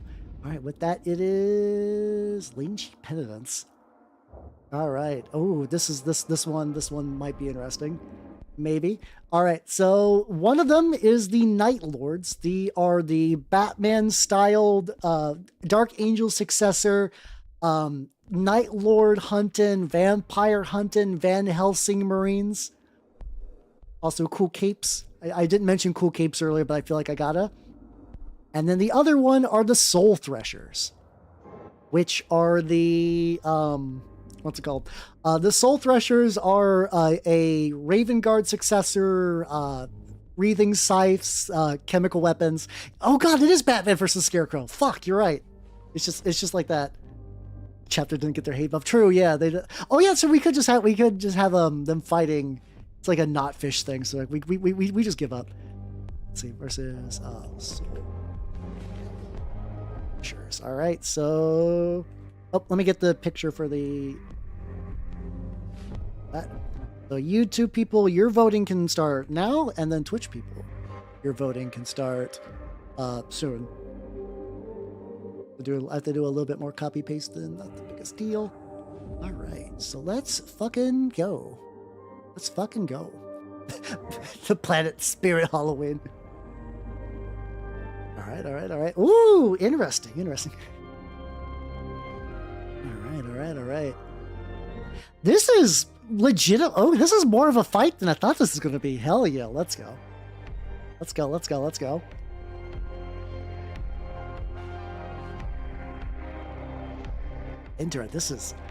This is really neck and neck. All right. Yeah, this is a golf out. I like this. I like the ones that are way closer. I like this is like these ones that get like really, really close. Yeah, that's true. Whoever loses spooky wins. The chaos, the 5th chaos god of Spirit Halloween will be satisfied. Voting with your heart. Good. That's the whole point. Vote with your heart for sure. And also too, in the interest of transparency, I have not voted a single time myself. If there's ever like a legitimate tiebreaker, I'm just gonna make a wheel and have that vote. There will be no possible fudging on my end at all. We're keeping this organic. We're keeping this organic as shit. Let's see. With your heart, please do. Yeah. You gotta listen to your heart. You gotta. Oh, let me use another ad snooze. Probably do need to actually pop one of the ad breaks soon-ish, but not. I don't know if it's showing over the other. I mean, I do. There are some that deep in my heart I want to win more than others, but I'm not going to say shit because I do not want to taint the vote. I do not want to taint the vote. All right, and with this, okay, interesting. So we have a tie, 5 Night and 3 Threshers on YouTube, and then 6 Threshers, 4 Night on Twitch, bringing the grand total of both to 9. That's what I was thinking about doing once this one gets chosen. I was like, how you doing, Terrell? How you doing? We're voting for Marines, but we got a tie. I won't say anything yet. I will not say anything about my favorites. Okay, that's not true. I will say which ones that I liked the most, but only after every other one's been voted for. All right. Okay. We got a late. Oh no, the thing is, like, unfortunately, if I can't go by text votes on Twitch, because there's no way for me to know if that's organic or not. So what we're going to have to do is we're going to have to do this legit style.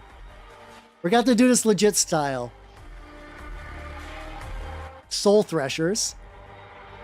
And then Night Lords. All right, everyone. We're gonna do this as fair as possible. I mean, you snooze, you lose. It's in the interest of keeping this fair. Here we go.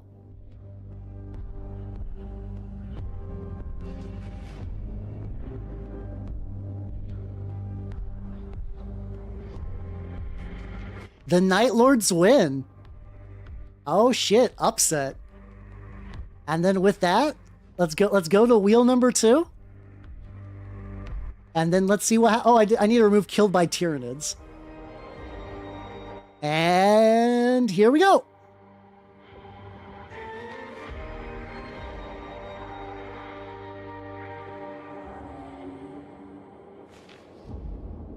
Fate Unknown, honestly, not bad. I feel like Fate Unknown does fit them. It does fit them. It does fit them. All right, so yeah. One day the spooky Marines just vanish feels very appropriate. Let me see. Let's see.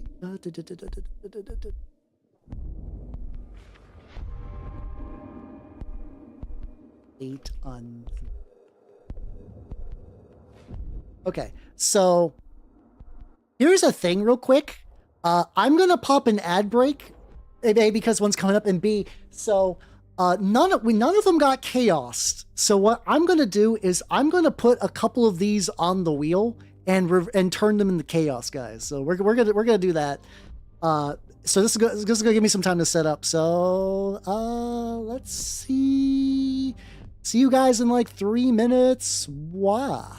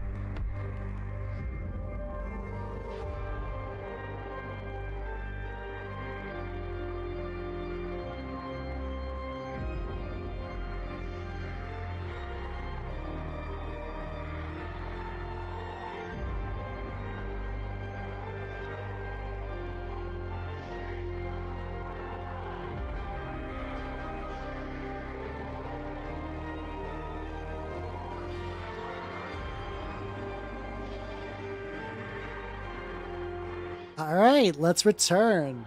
And okay, so I have updated the wheel. So I didn't choose all of the ones that died. Some of them, like the Servants of the Crag and their time loop thing was just too funny, or the Congorex. Honestly, I think other than the Cooperic Devils, anyone that was done by auto-generation via table was just left off. So anyone that I thought could like be open. So we have the Astronekos, the Mintha Phantoms, the Absolute Dragons, the Death Whales, the Charnel Hounds, the Cooperic Devils, and the Soul Threshers. I put all of these up as potential falling to chaos targets. How you doing, Minida? How you doing? We're doing the big vote, though right now we are taking a very minor break. Specifically, because we're going to figure out which one of these chapters that did not get voted high enough, which one will fall to chaos. Ooh, spooky. Anyway, once again, R and Jesus take the wheel. Let's find out.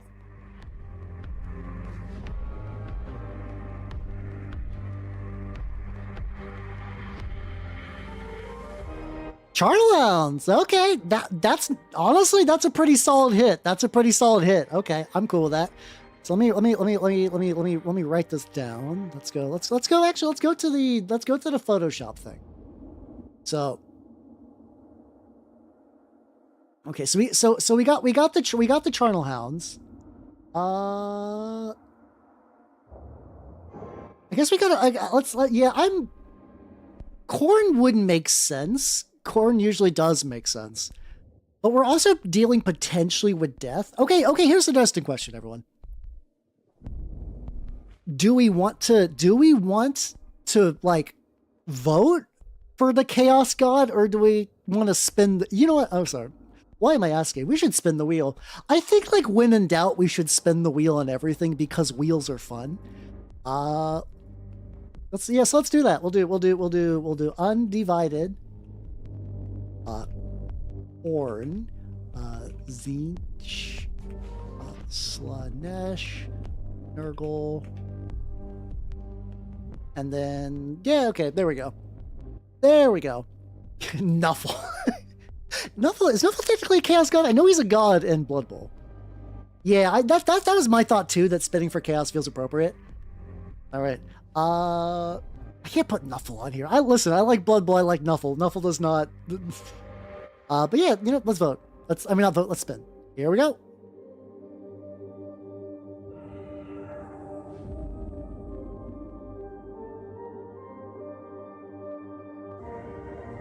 Fate is chosen. Corn indeed. The corn dog. All right, yeah, let's go here. All right, let's see. There we go. So, let me see. Chaos God Corn. The Charnel Hounds. Here's the thing. Some fell to Corn. I guess the interesting question is, do we change the name? I still think Charnel Hounds is like a pretty good... I think it's like a pretty good indicator of what's it called? I think it's a very chaos name. Like, cause like sometimes they change, but I don't think this one needs to do. I think let's see. So we got Corn. I have to imagine that maybe the idea of like I mean, we could do Blood for the Blood God, but that's already taken. I think Skulls for the Skull Throne is where we're gonna really get to them. Skulls for the Skull Throne. Like their thing of just kind of being protectors of the dead just sort of spilled over from like, hey, we're trying to like things that need to die. Nothing should be immortal. We're all going to die someday. Just to straight up, just like hoarding skulls. Like they. How about this? Like, if I type the phrase "Bone Fleet." Oh shit! So there's an Age of Sigmar faction called the Ossiarch Bone Rippers, whatever, Bone Daddies, and they pretty much go from town to town collecting tithes of bone. Bone Reapers, thank you. So, like, I think that's also a solid idea. Like, they show up in your system and they're just like, we're here to collect. You're here to pay the skull tithe. But it's also not like you can't just give them like 1,000,000 skulls and they fuck off, because that's not how Corn works. It's more like we're here on your planet and we're not going to stop until we have the skull of every man, woman, child, dog, sufficiently large squirrel, like everything. Make a gigantic bone like pyramid and then fuck off. And do it again and again and again. And every bone pyramid becomes like a nexus point for Corn bullshit. But I'm saying let's pyramid more pillar. There's like solid pillars of bones. Okay, there we go. Also, yeah, the Skull Throne is real. It's already real in like 40k terms, but it's like they're like that song is like, ooh, heaven is a place on earth. Corn's realm is a place on earth. Let's see. Also, too, I have a tablet set up. Yay! I found that when I was packing, I rediscovered that I had this older Intuos.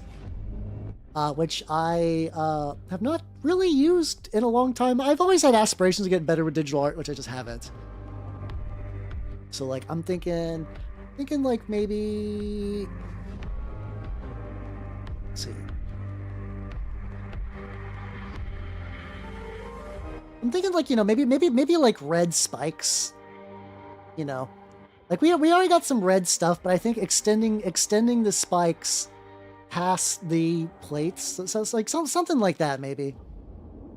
Oh, they still do. Oh, I have to imagine that they actually didn't like stop with their main mission. If anything, maybe that is why.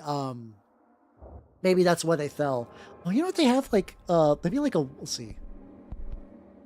There's already there's already a lot of Space Marine like Space Wolf chapters that do like wolf skull things. So I think that would still fit pretty well here. So I'm gonna put this on screen. Oh yeah, the funny thing is their insignia was already basically Cerberus. This is like one of those things where it's like, so every now and then they'll make like in a book they'll make a chapter that's gonna fall to chaos, and you're like, yeah, no shit, everything about you is chaos. So like maybe like something like that. I think they could have skull helmets because those aren't actually skull. Yeah, no Aquila. I can doodle on that. David Prince. Oh, that would be kind of fun. Oh yeah, the kind of weird irony. But I think because of chaos irony though, I actually do think that's a good idea. No. I don't like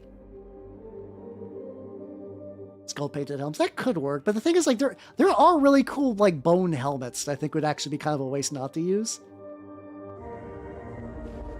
There would be some corn guys for like some of my army stuff for like my 3rd edition stuff.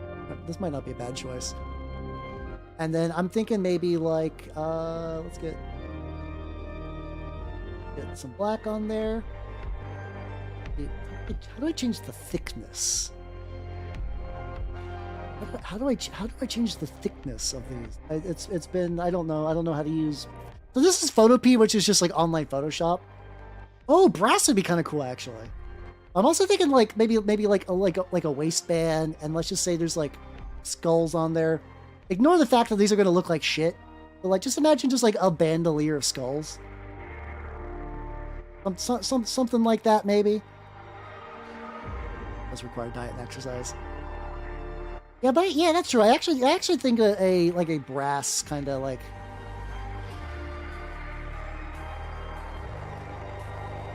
Let's go ahead and rasterize this bad boy. Silver. I mean, the tricky thing is the color scheme is already kind of there, and brass is already like a corn thing, so that's why I'm sticking with that. We could actually add some more brass to like, you know, get a little bit more trim in there, maybe. I actually do think the red trim with like bone color does look pretty good. I think if anything, it'd be more like brass like accents in some spots, like maybe little bits. I wouldn't go too deep with that though. Something like this, yeah. There we go. We can touch on the idea later, but I think what's the shape of the marker corn? Ooh, that would be cool. I need to figure out how to do that. Let me just write that down because I think that would be kind of neat. Selecting colors hard.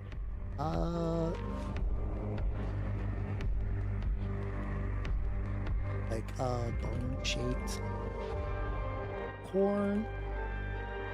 And I need to save this file because new stuff has happened.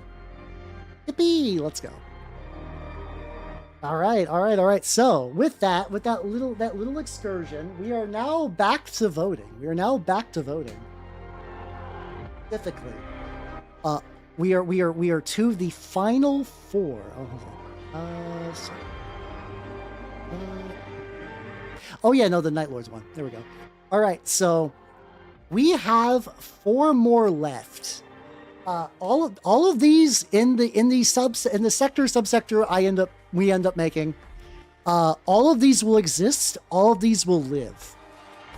But now the question is, who gets the grand finale? Who gets to be the one that I paint the Armageddon box of?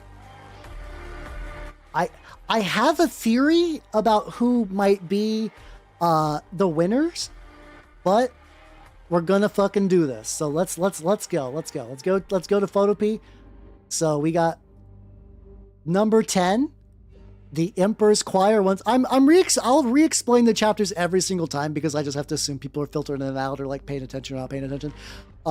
These are black. Don't worry. I'm keeping this secret. Once again, I'm going to tell you guys my favorite. I have two favorites, which I'll go ahead and explain at the very, very end. The Emperor's Choir. These are loyalist word bearers, descended from a black shield company from the heresy. They basically for like continuously feeling a form of penitence because they worship the god emperor, and they're embarrassed about being word bearers and what Lorgar did. Pretend to be ultramarines, very Trench Crusade bits collection. Their opponent is the ever favorite rust vultures, which are beaky Ravenclaw. Oh no, let's say these guys purposely forgot their a lot of their history so they could be more flexible in the battlefield. They don't want to be tied to anything. And they procure weapons on site. They'll use orc weapons. They'll use civilian things. They're really good at tech, for reasons like that. So because if their arm gets blown off mid-field, they're not gonna be able to use medicine. So they're just gonna put a prosthetics on that bad boy. So there we go. We're gonna do. Let's get the vote going. Versus Rust. Vultures. YouTube voting will begin now. And it's time for Twitch voting soon. Once I get the poll up, should be shortly. And start poll. Let's go. Some cool trench pilgrims for you. Ooh, yeah, I saw that. And it's one of those things where it's really good, but I already have my personal aesthetic look for my guys, so I have not gotten any of their stuff in a bit.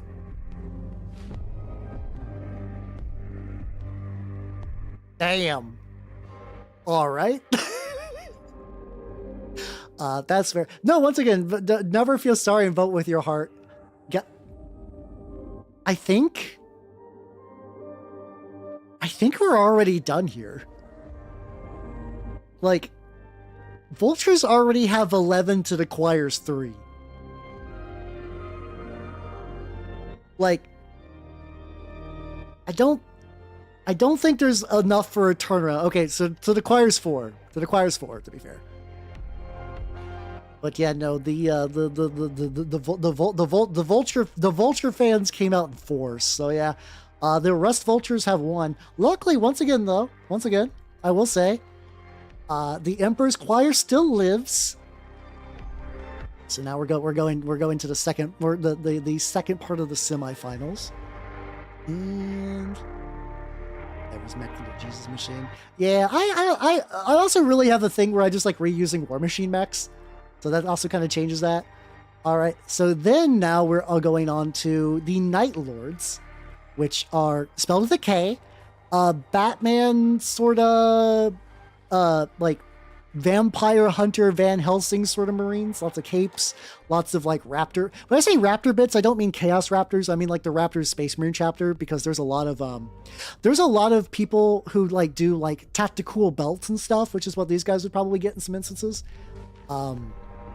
And then the other one, which are, I think it's the penitents. Let me double check. Yeah, there we go. We're going from undead hunter to undead. They'd probably be hunting the charnel hounds for sure. The Lingxi penitents, which are Jiangxi themed. I don't know if I'm sticking with the asymmetry. That was more of a color test. I'm not opposed, but we'll see. We'll see. They're based on the idea of in order to get around their blood angels, kind of Black Rage and Red Thirst, which are really fucked up because they got a really bad unstable gene seed, that the Mechanicum have been slowly cyborging them out to sort of tamp back on that. And a lot of the hopping vampire bit is just because the way their joints move with cybernetics. Oh, I also didn't mention at this stream, the Lin Chi is actually based on a Chinese torture method where you slowly replace, remove bits of a person, a little bit at a time, which was weirdly perfect for them. Yeah, YouTube voting is up, and Twitch voting will be soon. I misspelled Lingxi. It's fine. It's a Lingxi? No, it's Lingxi. I fuck up. That's fine. We know what we doing. We know what we doing.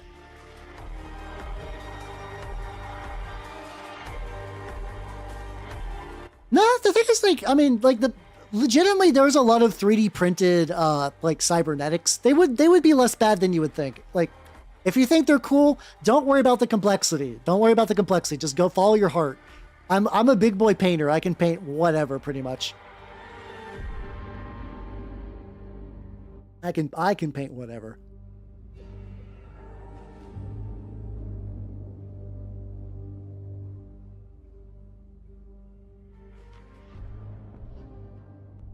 Is up. Yeah, exactly. Yeah, I also do paint Nerdle Chaos, so I'm reasonably flexible on some stuff. Okay. This is a lot more. This is a lot more close. This is a lot more close. I'm very curious about the winner, because I do think that the Rust Vultures are going to be the one to beat at the end of the day. This is like the people have been rooting for them basically from the beginning. So I'm curious if the winner of this exchange has got the chutzpah to like really push him over the edge.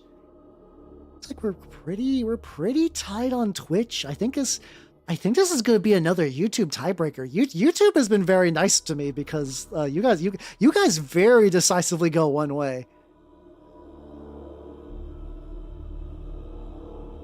See, well, we'll find out.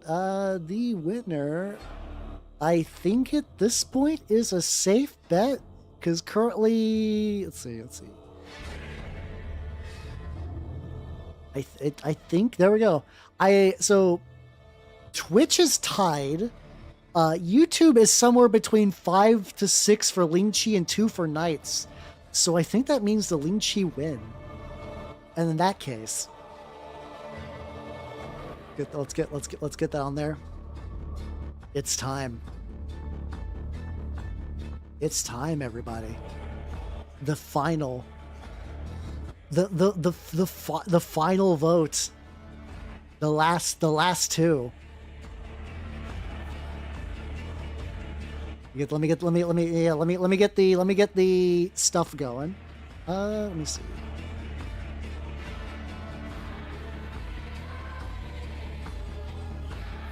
Oh, it switched to, hold on. My playlist switched to the Dark Tide theme, which is cool, but it's also not Mechanicum. All right, let's go. I mean, also that song is 4 minutes compared to these other remixes that are like an hour. Anyway, sorry, let's get the voting for YouTube is going now. And for Twitch, your voting will be happening soon. I fucked up a copy paste, so soon. Asterisk.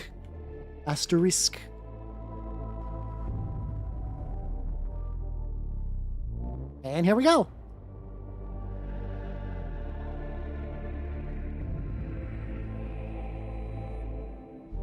This one will be interesting. This one will be interesting. I'm very excited for the winner of this.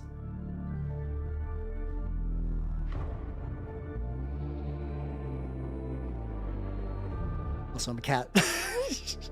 I registered that the Meowbernock was activated, but I just didn't really process it until like right this red hot second.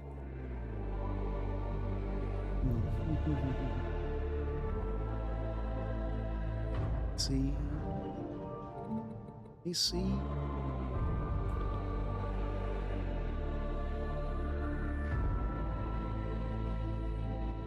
I think the winner is pretty solid, but I think because this is the last one, I'm gonna let it run out.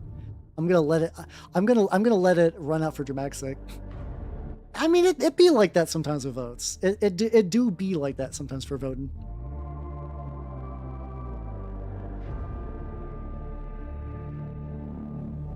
Sip as well.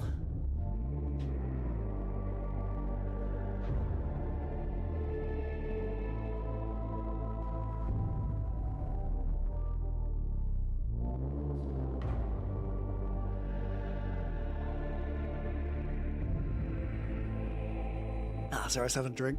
I was real thirsty. And it is soon. It is soon. Let me log in my Twitch account real quick.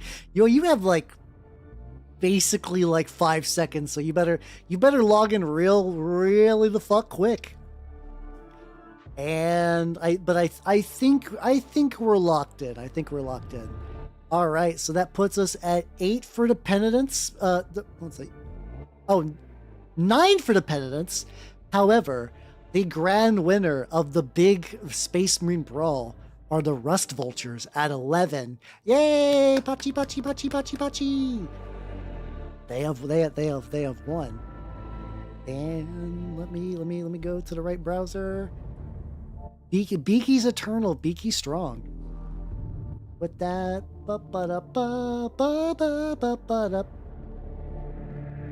you know, I was kind of hoping that this tournament picker, that like the winner would have like a big like confetti flashing, like wow, yay! But no.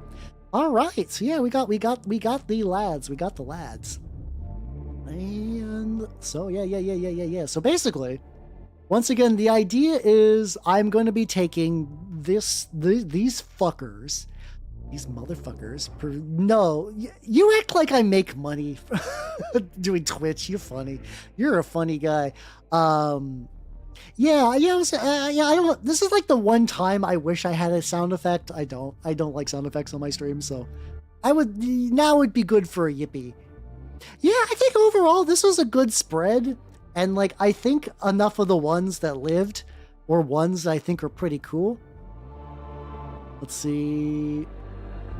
But yeah. Can I explode? No, at some point my explosion just stopped working, and I don't know what happened to it. Something went wrong with my explosion, and I need to figure out why. There we go. Let's see. So yeah. Let's do. So, I didn't know how long this part would take. That was also my thought too. That like, these guys actually do seem like they would be. I'm going to be honest, I don't think these guys are going to be particularly crazy. Like, I can do a thing where it's like, okay, I have some ideas. So like, let's effectively, let's go back to. So first of all, let me write down in my notes. A winner is you. A winner is you. There we go. My explosion. Yeah, it happens to all of us. I got some ideas for like what we could do with this. So let's go to the photo P again. I have like too many menus up. All right. So I think to go further with them is I'm gonna go. I figure out where the fuck they're at. Oh, they're like number 12. They're like right at the end. Let's go. So like, I guess I could technically maybe kind of sort of do like what I was thinking about for like just kind of picking some bits. So I think inherently the big one is going to be orc bits. I feel like especially if this is going to be the Armageddon box. Like I think it's going to be hard to beat just like the basic idea of orc bits on them. I'm just going to like grab some random bits just as kind of example. There's like a million different orc bits out there. This is just going to be more representative. I'm just going to like drag stuff on the screen just for like organization's sake. Yeah, I mean that's a funny thing too. Is like there are. I'll put little guy version right here. Yeah, I do have a lot of bits for mixed armor marks. I can do 3D printing, but yeah, I think in like a lot of the things are going to be, what's it called? Like a lot of orc weapons. Actually, hold on, let me see. Let's see. Armageddon orc half. So we kind of get the idea of like, let's see. Actually, here's some stuff. So I have the Games Workshop like Armageddon orc half of the box, so we're just gonna start dragging stuff.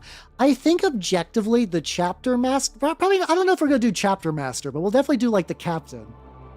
Like, I think like painting, like grabbing like the power axe would be pretty good. The tricky thing is getting the hands to fit, but honestly, I can just do a lot of clipping. Just like clip the gun and put it like on top of like a bolter or whatever. Yeah, so we got some of these. I'm gonna cover the text, but that doesn't really matter. But yeah, there's like some vehicles in there. I know. Besides the boys and the various orcs, that there's some vehicle bullshit. Oh, there we go. The war track. There we go. Oh god, the Armageddon box has some real okay. All right, so we got some good orc vehicles that we can like steal for these guys. It actually might be possible to make like a big. Also, take it easy, Fuber. Take it easy. Yeah, like this could be like a trike or maybe like I think Marine's got some like lighter vehicles this could work for. The idea of counter looting orcs is really funny, but the big thing, which I think I have an idea for this.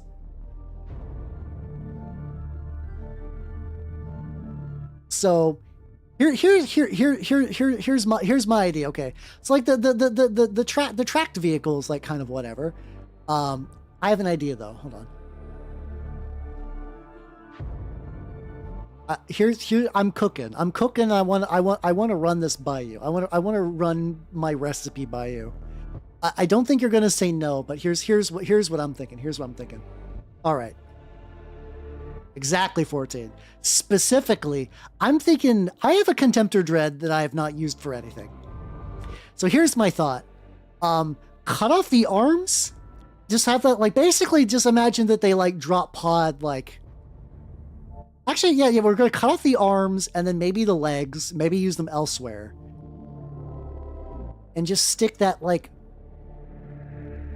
Oh my god, there's like so many things. Yeah, there we go. Don't know how to like re-expand, but yeah, just like stick the core. Yeah, just put the egg in the track, and then maybe still put the weapons on the side, and then because like Contemptor Dreads are like 60 mil bases, and then these are. I have to imagine these are bigger.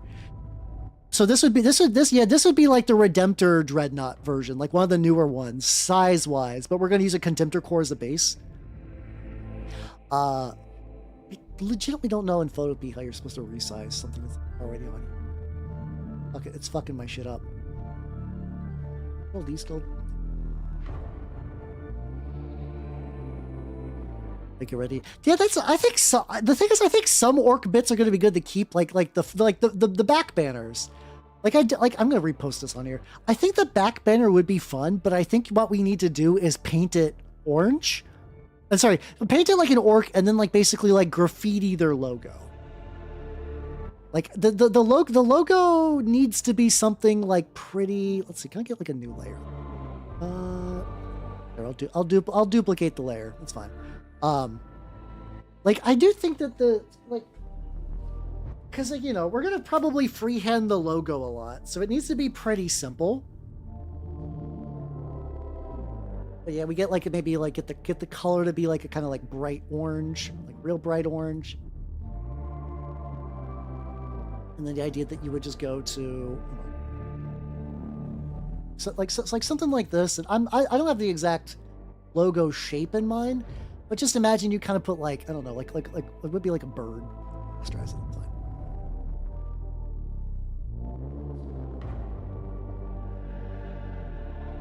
I'm just doing a real crude bird shape. Just to kind of get the idea. Or maybe the idea is to actually just lean into the fact that they are orcs for the Imperium. So we just straight up like a circle and some wings. Like maybe straight up it is just like the chest aquila a little bit. Maybe just like a little bit on there. Yeah, I'm thinking this needs to be crude almost as like a point. Like the idea that like they could drop into enemy territory and like actually just straight up like airbrush their logo on the side of a building. Not even the one they're fighting, just as kind of like a tactic. But yeah, basically some variety of like spray paint the banner and then maybe like, you know, like remove that orc logo, remove that orc logo, but like keep the axe. Let me get some like red color. For inspiration. That's so good. Luckily, we don't need to get like super in depth. I imagine there's still going to be some ideation outside the stream, but like as far as stuff goes here, like the weapons in particular, they're going to be big on. I think looting the orc weapons, but maybe even then like keeping like a horn as like a trophy. Like these are all bits that I think would be good for them to keep. Yeah. Oh, actually, a rusty cog would be good too. If it's like maybe just like a winged cog even. Hold on.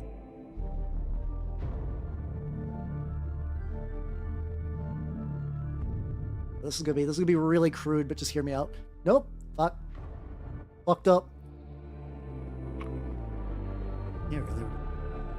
Yeah, I feel like what I have to imagine is that even though they like typically procure weapons on site, they probably still have trophies.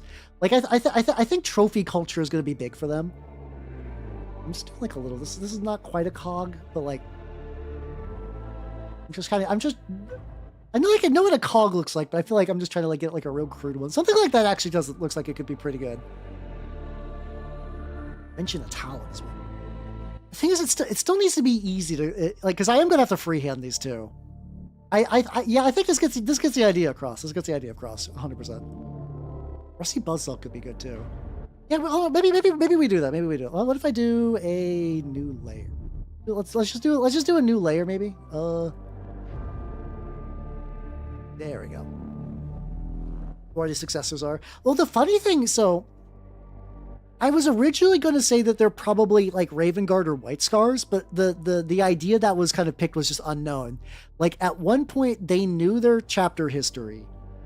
Probably considering they have a Contemptor Dreadnought, they probably like have been around maybe like a second founding chapter, if anything. But like tying themselves to the past kept them kind of like weak and stagnant, which is why they sort of like ignored it. Maybe like a wrench too. Yeah, like the something like that, and then I probably should have this in a different order, but that's fine.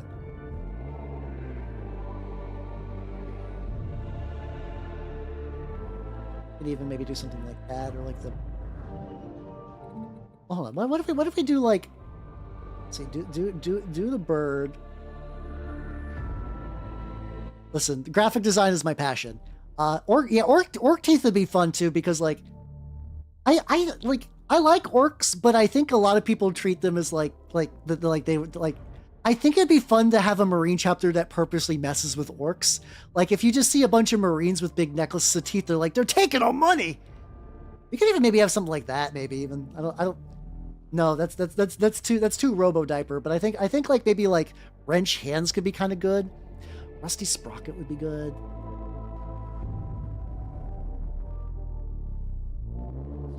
Have the cog be the wings and the volt. Oh, okay. I think I have to like.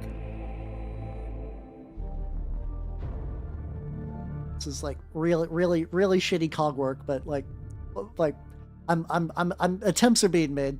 This is also weirdly turning into like how practices using a tablet after not using one for many years. So I guess vultures have like a longer neck too. Like I wonder if I do need to make the neck longer. I'm just drawing fucked up little bird. Actually, you know what? That's a good idea. So like they're not exclusively fighting orcs. How about orc? Let's see, orc clan symbols.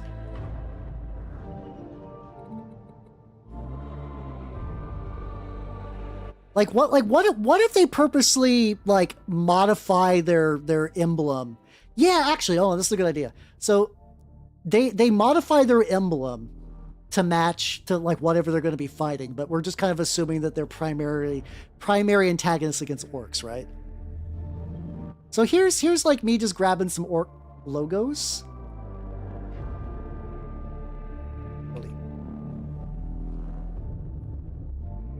So we got some like general. Oh yeah. Okay. So bad moons. Oh, my favorites. Probably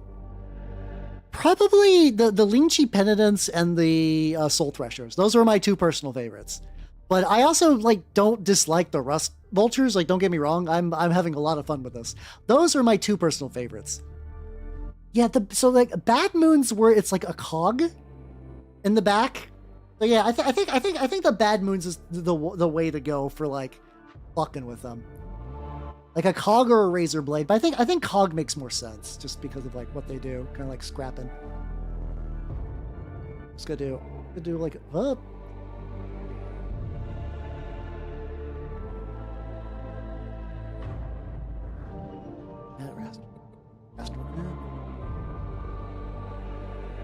Oh, I need to do some layer shuffling, Gilman. There we go. Put that layer above. I'm thinking like we do the cog. I'll get better at making cogs. Like something like roughly like that. And then in the middle we need something orange and vaguely.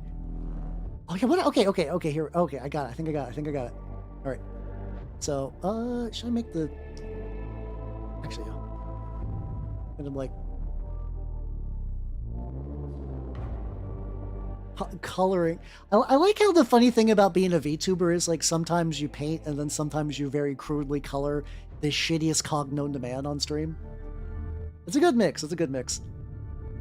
I also have to imagine that if I really wanted to, there's probably, like, decent Mechanicum cog shoulder pads I could just use as the basis. There we go.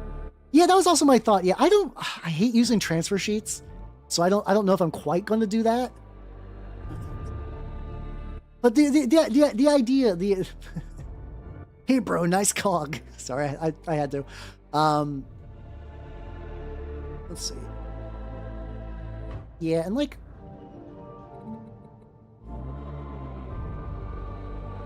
that's like a beak.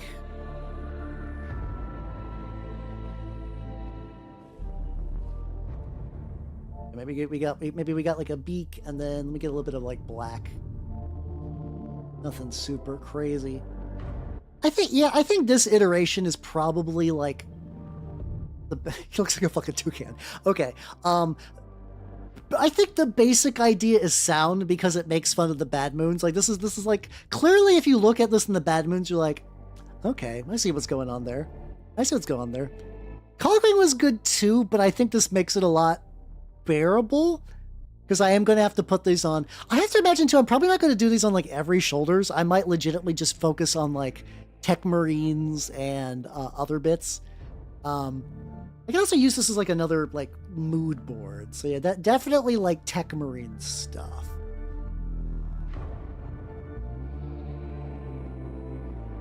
So yeah, I'm just gonna put like generic John Tech Marine on here just because like, but I also don't think they're gonna do the thing where the Tech Marines are gonna be red.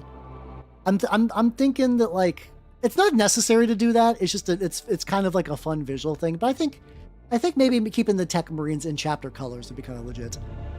But yeah, so like imagine like probably a lot of like luckily once again too. That's I mean you can mix it up for sure. Yeah, AdMech bits, Orc Tech. Let's see, I think straight up you can get like Space Marine, like cybernetics pretty easy. Let's see. I'm not pulling up like my mini factor when I do this, but like I'm putting the final result on strips. My Space Marine cybernetics.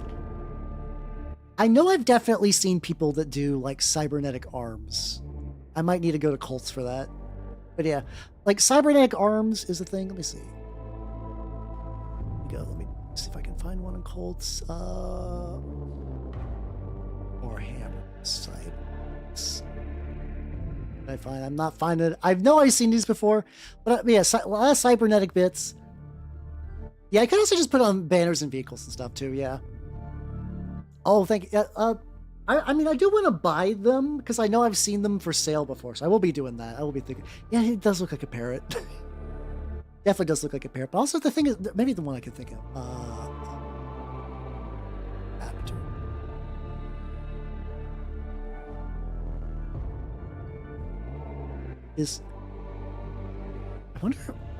I wonder if this is just like the search is just being bad. Let's see. It's like I've seen Space Marine bits that are raptor themed, and but not like the bird. Actually, hold on, everybody. I might have found. I think I still definitely want to DIY some of this.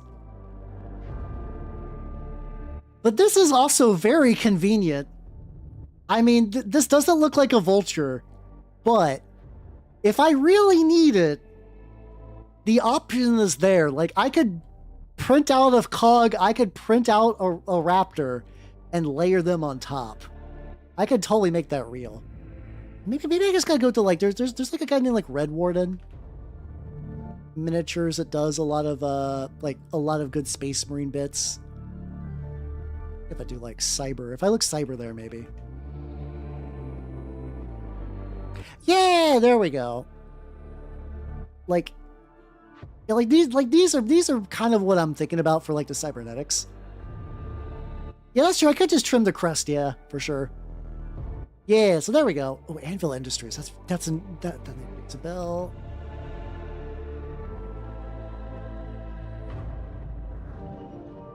Yeah, I think Anvil Digital Forge. I think. Oh, there's a million. I think I know what you're talking about though. Like I've, because in my mind there's shoulder pads that I've seen with belts on it,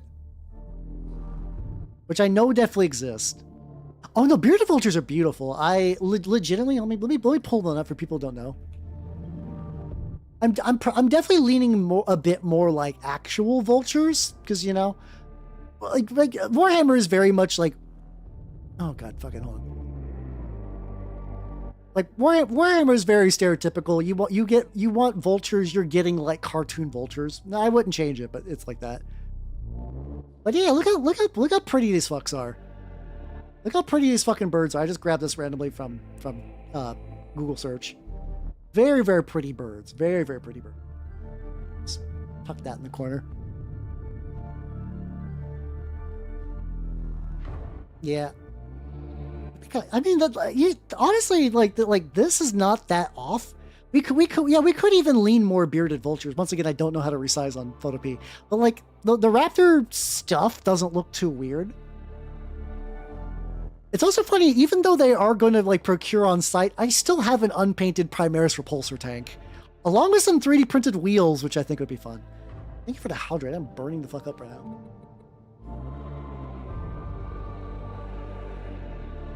If you can find that Fusion 3D project, that would be really handy. That would be handy. I mean, there's definitely bird helmets. I mean, besides beakies, there's definitely more bird helmets. Let's see.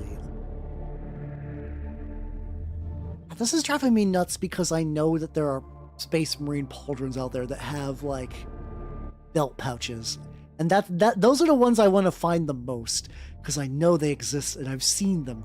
I've seen them in my dreams. So I've seen them in like, I might even bookmark some of them to be honest. But like my mini factory bookmarks are a fucking mess and they go on forever. So like it would just be me scrolling for 3 hours looking for them. But I know they exist. I know they exist, which I think would, like, I think if you're going like you're diving to different planets, I feel like having like a couple of pouches would be nice. It's get some shoulder pouches to pick up any like cool tech you find there, so you can use them. All right, so I think for right now the visual representation of how we would go about making these guys is pretty clear. We got a lot of sources for bits. We got a lot of sources for options. This does go hard. I'm pretty excited about this.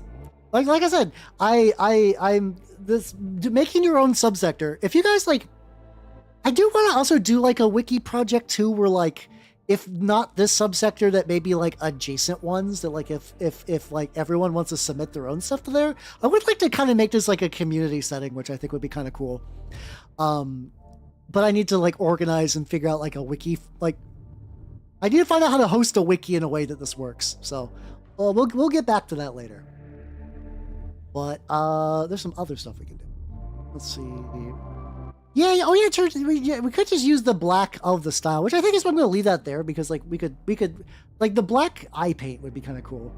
I'll make some very goth, which is very funny. We could, oh, you know who we could totally use though? What was the hold on.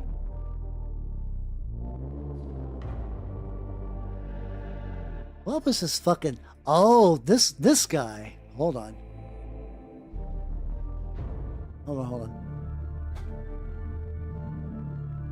I actually think my shop might have had him used. Hold on. I'll need to double check though. So even though I'm going with the idea that these guys are, you know, progenitor unknown, I do feel like there's a very special boy that we need to utilize. Aethon Sean, like, come on. Like, fucking come on, we have to. We have to. I have to. This guy needs to be like the chapter master, dude. So, if we're thinking like this, yeah, the vision's definitely here. All right, let's do some creative circling real quick though. So things we're gonna do some red circles for things that need like removed or replaced. So things that need replaced, we'll rasterize this. That's fine. It's like Aethon. God, okay. Aethon I'll type the name. Aethon Sean. There we go. This would probably, because this is outside of the Armageddon box, this might be like a later thing. Or I don't know, if I find a used one at my shop for like $20, I could probably spring for that. Okay. All right, things that need to be done. These. Fucking get rid of them. Fucking get rid of them. That little bit's fine. Like the little wiggly bit. Different head for sure. Different head for sure. I don't dislike the claws, but I think what we should do is like replace one claw. Let's see. What's that Armageddon box? There's gotta be some orc motherfucker with a power claw. If Yark can have one, there's gotta be some motherfucker in that box that has like a big meaty claw. Because if not, I'm gonna be really sad. If not, it's probably easy to 3D print one, to be honest. Let's see. Orc claw.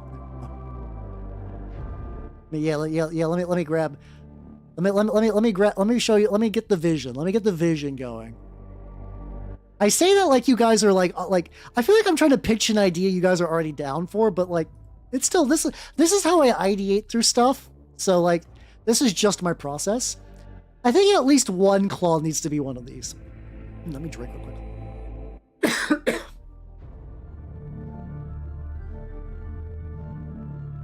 Yeah, I don't think getting a hold of a power claw would be good. I mean, would be hard. I mean. So I think like one regular Aethon like claw, and then I think this claw, the one that's like reaching out, should be a power claw. And then there's probably some other miscellaneous bits. Probably like, here's the thing: if the idea of this box is to use the orc side of the Armageddon, so let me see if I can see.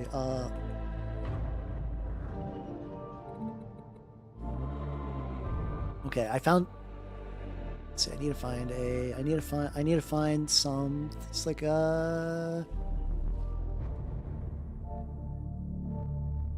here we go. Here we go. This is what I'm thinking. How you doing, Mugrin? How you doing? Welcome. Oh yes, we get 5 more minutes. Fair. Understand. It's just being excited about something. So you get it, you know. So I'm thinking like a lot of orc. I'm thinking like a lot of orc skulls on that base. I'm thinking like a lot of orc skull. You know what's also really funny? I have some orc bits that I've not used. Oh fuck! Neurons are activating. Hold on, let me group these together. Then we'll group these together. All right, I'm gonna keep making layers just because this is fun to do. All right. So let's see. I have a couple bits of orc stuff that I can use that's already in my collection. One of them is a really, really old thing. This is probably not the correct representation of them, but like this is fine. So I have a pile. I have a baggie filled with metal storm boys from way back in the day, including the metal rockets, which I totally could use. I could totally use that. However, I think the biggest thing that I want to use, I need to go to my own Instagram account because I need to find a picture. I've had this fucker for a while, and he's painted technically, but I think this is going to be even better. Hey, let me grab a tab. Let me grab a screenshot of this fucker. Let me grab a screenshot of this fucker because once again, you guys understand the vision, but I still think it'd be kind of cool. Excellent. All right, copy this bad boy. Copy this bad boy. Eventually, just like I'm just gonna after the stream, just like in a fever dream, I'm just gonna have all these bits lying around. I just came over to Discord class. Oh, that's unfortunate. I mean, I could probably find it given the right parameters. All right, try this. So, I have a painted Squigoth. Like, Forge World painted Squigoth. Now, in a move that I'm high-fiving past Hal, get a Choppa for it. I still think Double Claw's good for him, but the Choppa will be used for other, like probably captains and stuff. I never glued on the back, like that little cart on the back.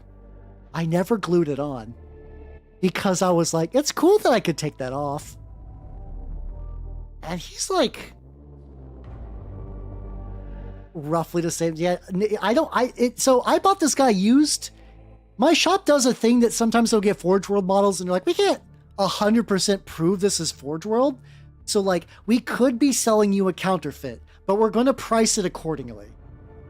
And I've gotten some good models. I've gotten this guy. I've gotten 3 Plague Toads before. As far as I can tell, they were all legitimate. I also got a Forge World Lehman Russ with the one of the autocannon ones, or whatever. There's like 8 million Lehman Russes. I don't know how to differentiate them off the top of my head. Let's see. Let me go 40K. Let's go. I'm going to the Games Workshop shop. Yippee! All right. So we're also, because I'm doing this based on stuff. Let's see. Can I let's see. I'm going with the impression that these are going to be Primaris Marines as well, just because like I'm basically going, how you doing, Skymo? How you doing? So we did the chapter voting for a project to figure out which Space Marine thing I'm going to paint for the Armageddon box. We end up getting these guys called the Rust Vultures, which are basically like on-site procurement specialists who also like to fuck with orcs the more we do this. Just I already have a picture of them on there, but here's a second one. That's a treat. So I got the Raven Guard page pulled up, and you can still play Predators? Really? But I'm thinking basically like, let's see. Okay, so I'm thinking something like this. I need to double check base sizes because this guy's a big fucker. And I'm not going to buy the whole tank just for this bit. Realistically, what I'm going to be doing... Let's see. But yeah. I think if we just take the Howdah off and just put like a 3... Let me get this fucker off. Hold on. I think if we took the Howdah... Like not the Howdah. He never had that. We take the back off and we just put like a tank back on there. Of really any type, but I'm thinking the biggest tank that a Marine can run would probably be cool. As far as I can tell, I'm so chaos pilled that like looking at the Marine range, I'm like, what do Marines have as tanks? And it's also kind of weird because they have bases, but the bases are small. So legitimately, all the bases might be too small for this guy. Which means I might need to be creative. If I need to dip into like Legends or whatever, so be it. Or if I need to, I don't want to have base overhang. That's the big thing. I don't want base overhang. I'd run him as a Stormhawk if I feel like being... We could... Okay, they can run the Atreus super heavy tank, but I have to imagine that's Forge World only, but that's fine. I don't give a shit. Okay. There's options. Yeah, oh yeah, they do have a... So there's the... I'm just like, the Predator Annihilator, which I think is a classic one. The one I have pulled up is a Gladiator... Buckmaster? Gladiator Repulsor Executioner. Maybe Gladiators are bigger. I actually can't tell. They might all be using the same chassis. I'm very pro classic Space Marine tanks. I like the older tanks. I don't give a shit about people like, oh, the Rhino can't fit Marines. I don't give a shit. But yeah, like this is what I'm talking about. Like, all of them are like big and hovery, and they got tiny bases. I mean, so I could use a new one, but for me, the big thing is like, realistically, if I don't use the Squigoth, I'm not going to use a Squigoth. Like, you get what I'm throwing down? For me, I think the spicy goodness would be actually taking this Chucklefuck that I have painted and looting it. Yeah, I guess realistically too, I could just run it as a tank and not give a shit about the footprint. Just be like, yo, if I'm playing you, he's a big boy who's roughly tank shaped. Do with that as thou wilt. But ideally, I do want to try to fit him on a tank appropriate base. I probably need to look that up later. Let me write that down in my notes. I'm gonna make like a to-do.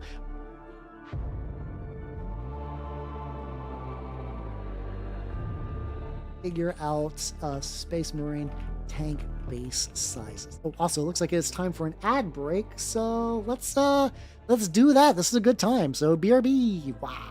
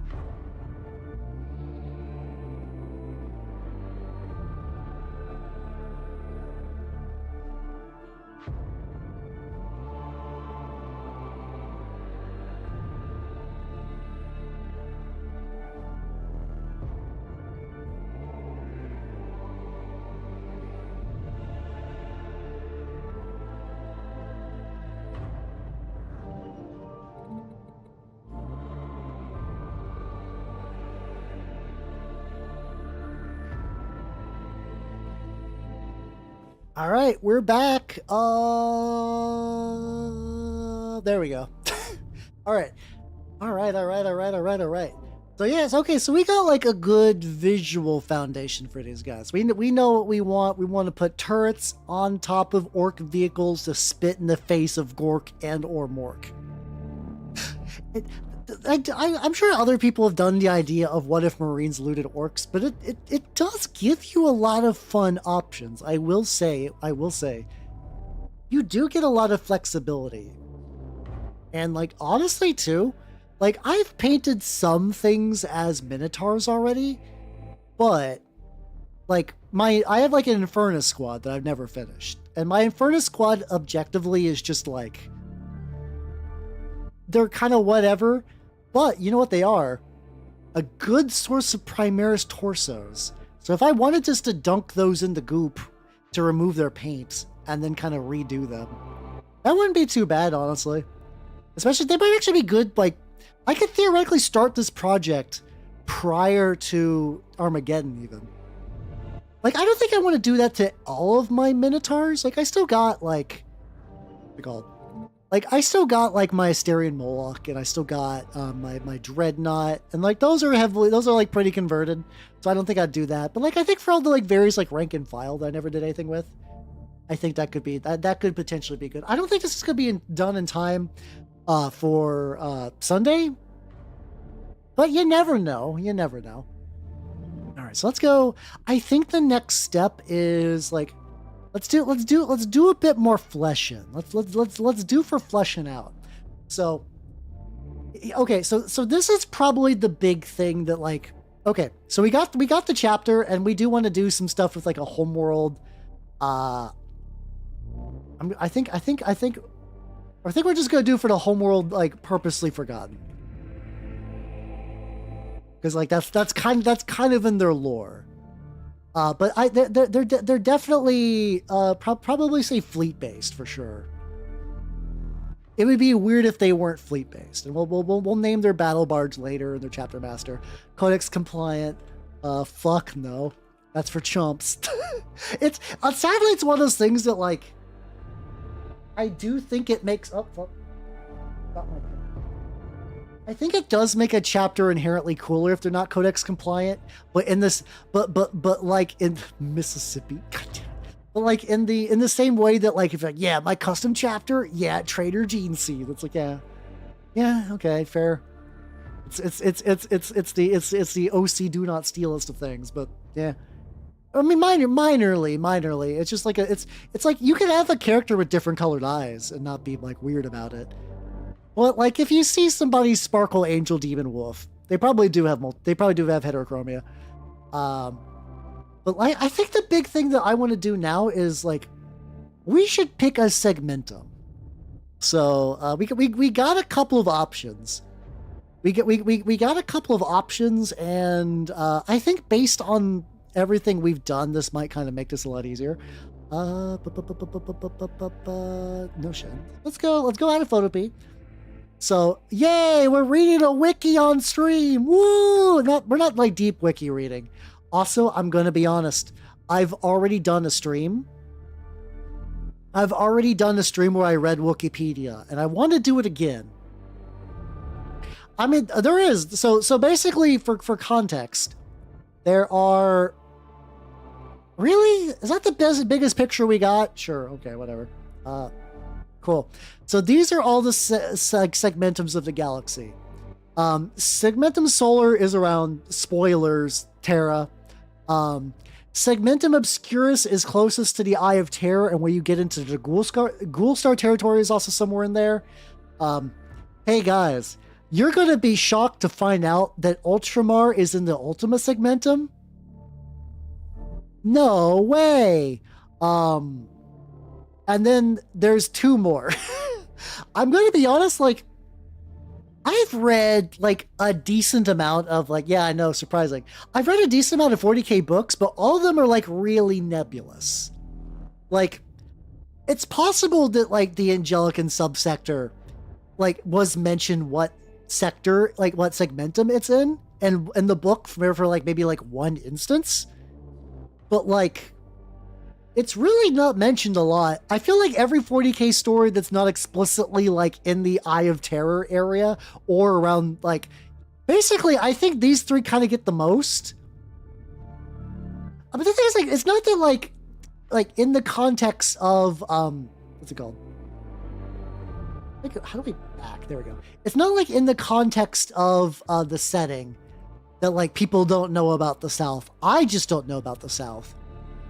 But the other thing to take into account, however, is the let's see, we're going to is Imperium Nihilus. So this is for people who have not kept up with like 8th edition lore. So at this point, if you've not kept up with the lore for like 10 years, when the fuck did 8th edition comes out? It's been a while. It's been a while. It came out roughly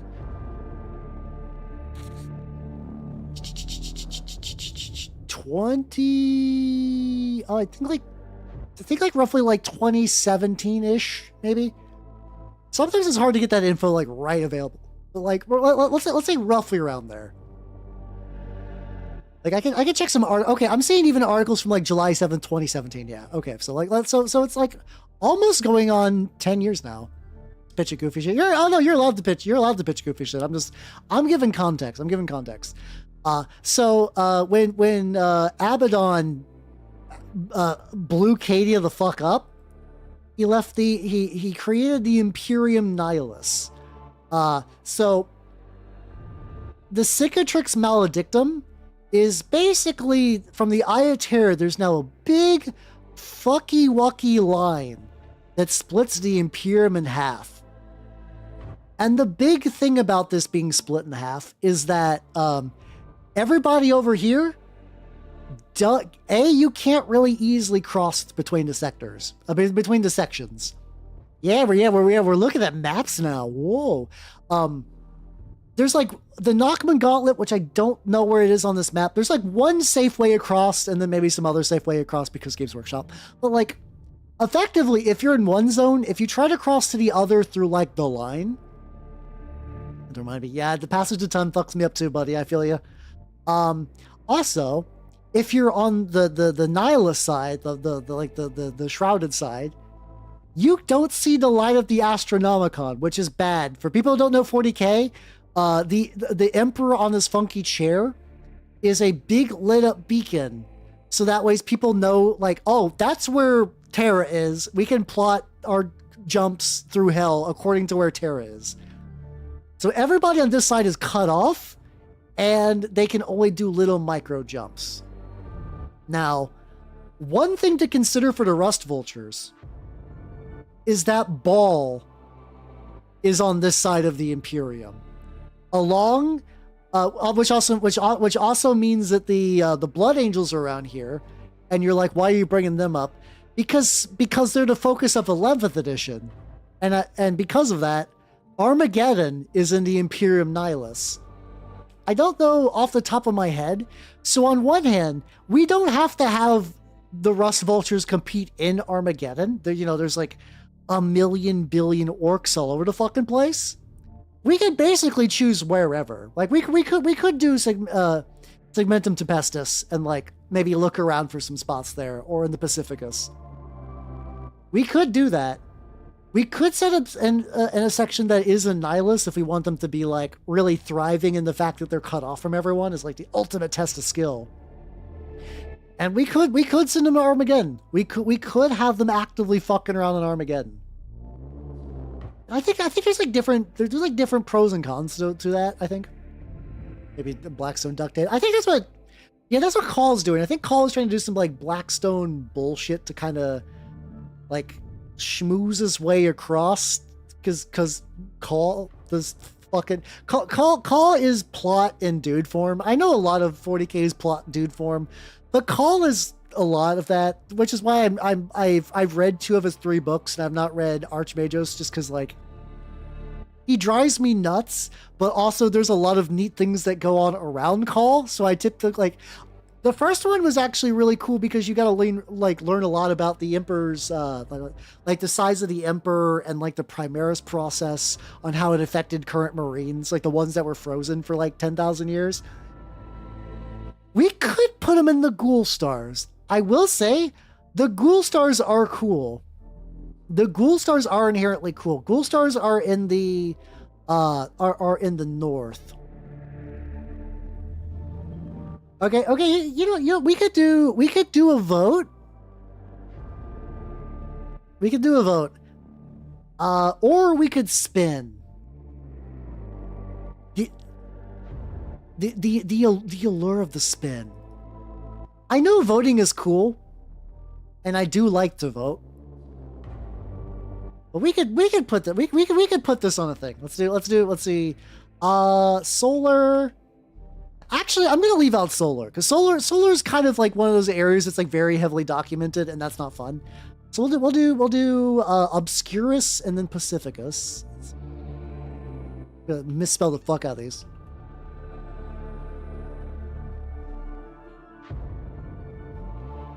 Pacificus, sure. Then we're gonna do Ultima because I know how to spell that one. And then what the fuck is the north one again? My memory is oh, that is Tempestus. There we go. All right. I wish these actually properly mapped to their directions, but I kind of fucked that up. So let's. All right, everyone, let's spin that fucking wheel. Whoa.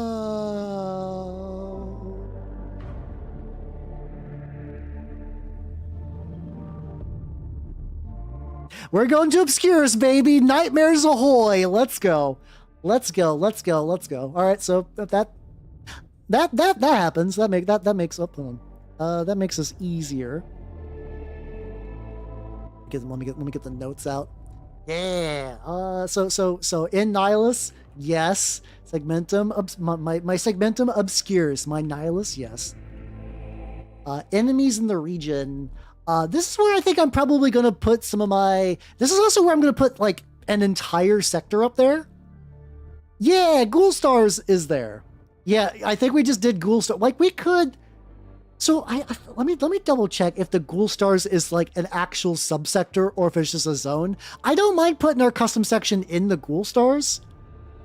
I kind of think, if anything, maybe, like... Hear me out. Let's do some research. Let's learn together. Yippee. All right. What I want to know.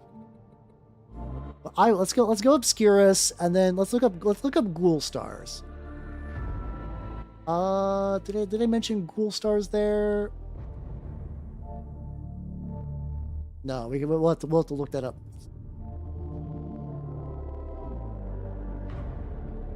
Okay, Ghoul Stars is... Oh, actually, never mind. The Ghoul... I thought the Ghoul Stars were in Obscurus. No, it's in the Ultima. Okay, the Ghoul Stars are, like... not terribly far from Ultramar? Like, it's definitely, like... Oh, you know what we could do? Hold on. So Ghoul Stars are kind of... Let's see. Let's go back a little bit. See, we could put them next door. So like if we go to segmentums, so like okay, so we're in Obscurus. We could put ourselves like right on that line, like maybe like at the very tippy top right. I think the Eye of Terror. Hold on, I have the wrong thing up. I'm doing purposely wiggling mouse movements. All right, fuck. So like Segmentum Obscurus, like, and the Ultima Segmentum. So like Ghoul Stars is kind of like roughly here-ish. And I believe the Eye of Terror is like here-ish. So we could be like here. I think this puts us like in a safe enough zone we could do a lot of stuff and still have like orcs and stuff. But we got a lot of chaos and we got a lot of spooky fun time nightmare stuff. Okay, oh, that is the that the other map was for the Imperium Nihilus. There we go. God, there's so many things called Nihilus. Okay,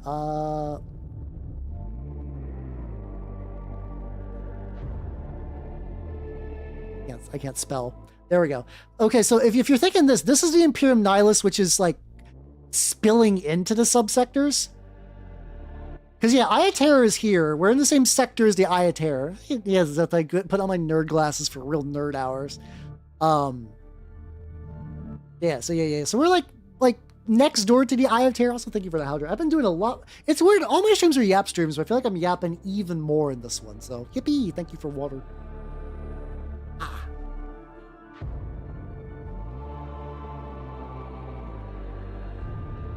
So yeah, like Upper Ultima and basically all of no, there's like a little bit of Obscure System fucked.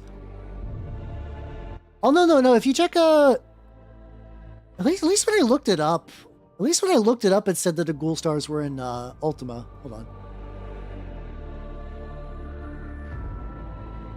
Yeah, it says it's in the northern part of the Ultima Segmentum. So yeah, so because of where we roll, we're not gonna be there. We'll put, I'll just put for the notes. We'll get as close as we can. So we're gonna do how about here near the border of Ultima.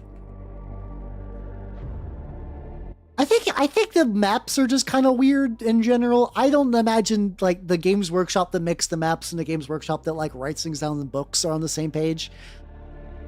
We'll say we're near the border of Ultima, near like neighbor to the Ghoul Stars.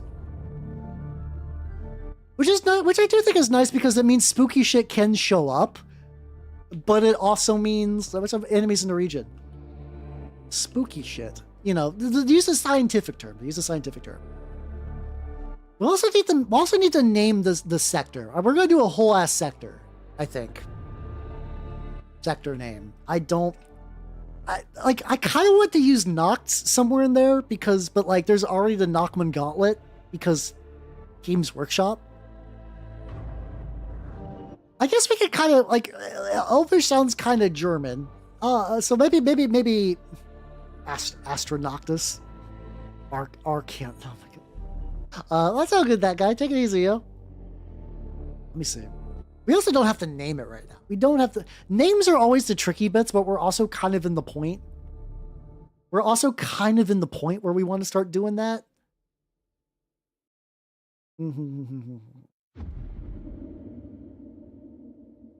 Wonder what's like the German word for outpost. German word for outpost. Vorposten? Oh fuck, I forgot that German's a really literal language. Yes, outpost. The has posten on there. No, that's too much. I mean, it's also tricky because like, so sector names are kind of all over the place. Hey, let's hide notion. Let's just for ideas. Let's take a look at some sector names. Appalachius, Roxius. I mean, the thing is, this needs to be more than just the Iron Vulture. So I don't know if I want to make it quite, like on there. Ostlin. Isn't Osterlanders like an old world thing? There you go. Let's just take a look. Yeah, we got like.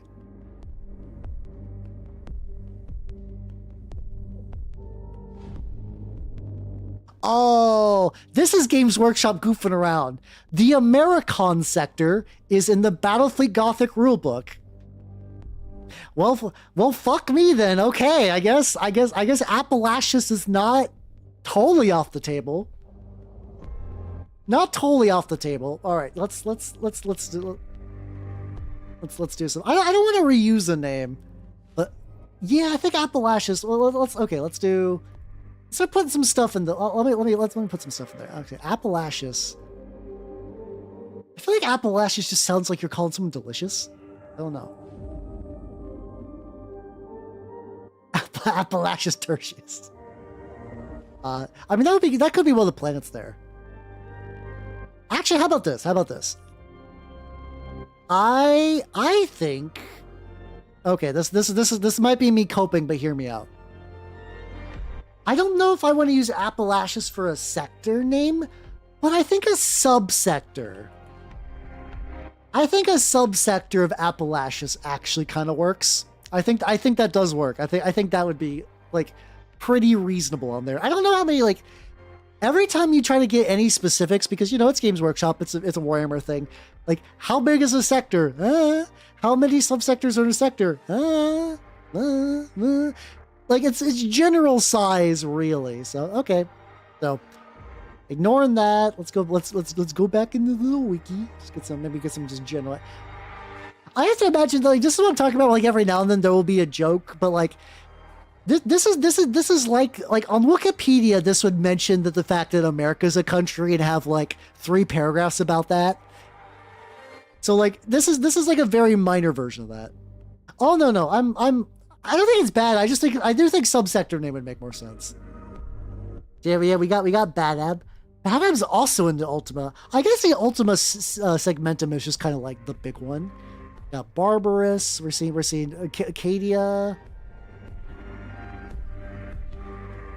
Actually, what about let's see. Latin name for vulture. Vulture.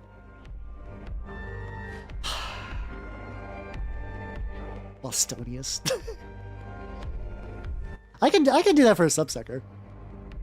I can add Bostonius to the subsectors. We can be more loose with that. Maybe. Let's see.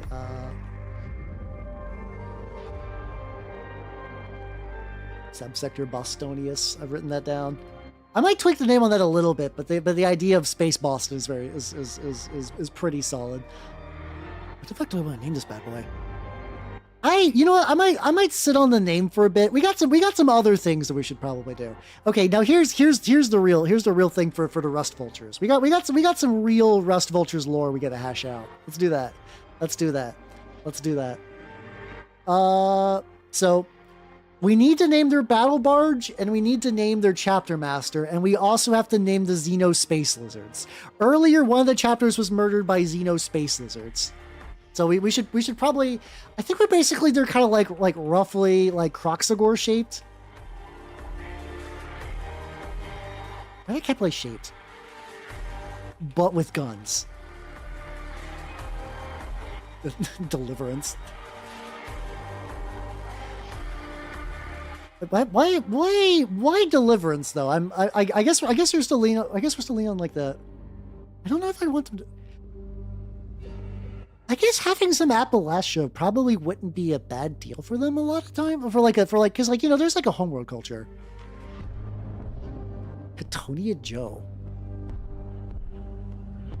That could work. There we go. Looks like Crute Rules could make. Oh yeah, I think we could give them Crute Rules. How did I fuck up shapes? I know how to spell good. It's the typing bad. Unless I find out that this is actually just like a way of Latin of saying like stroking it sexual style, which I'll change later. Oh, you just did Cotton Eye Joe. God damn it. No, fuck off. How dare you? How dare you? No. I mean, the thing is, it's a joke, but it's a very 40k joke, and it's not bad. It's not as on the nose as a lot of the other ones. You fuck 7 say. I'm scared to shit. I for some like, it's like I said, it's disguised well enough. It's disguised well enough that like, I think I'm gonna leave it. I'm gonna leave it. Promise of tetanus. No. But Cotonaid? Deltadon's not bad. I do think that the ship is where we can be really on the nose. I think the ship is where we can be really on the nose with the vulture theming. Oh yeah, I mean, spooky enemies in the region. We do have the charnel hounds. Those do exist. I don't know if they're gonna be like quite like the also there has to be orcs. There has to be some orc presence somewhere in there, or else this shit does not work. I'm also probably gonna say like 5 warbands. So like I already have like word bearers / kind of like Emperor's Children. And then Death Guard. Oh, you know what? Actually, let's go further. I think like it's not improbable for Space Hulks to be like bases and stuff. I know Abaddon's used some Space Hulks. I know Orcs have used Space Hulks. I think actually just using a Space Hulk as a battle barge / like, you know, recruitment world probably works. Like I don't think that's too like OC do not steal crazy. I don't think that's too bad.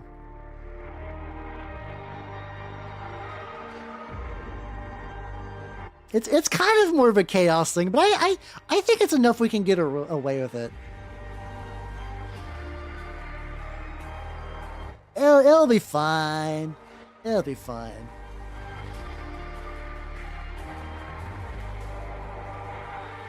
Let's see. Let me think of something. Let's see. I kind of feel like calling like in that case, if it's more like a building, I think even naming it like a nest or like a what's it's like eerie. What? Yeah, EERIE. Like I think we could kind of go somewhere on there. A little rusty.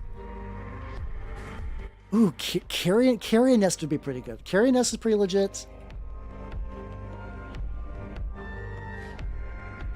Can't spell apparently. Carrion nest. I think nest needs to be in there. I'm trying to wonder if we can like bring in more like metal. Let's see if we can get like more metal kind of in there. I don't know. Carrion is really good though. I think for now carrion nest seems legit. Carrion nest is legit. There we go. All right, so we got the battle barge Space Hulk. To be fair, it doesn't need to be a huge Space Hulk. It could be like a smaller one.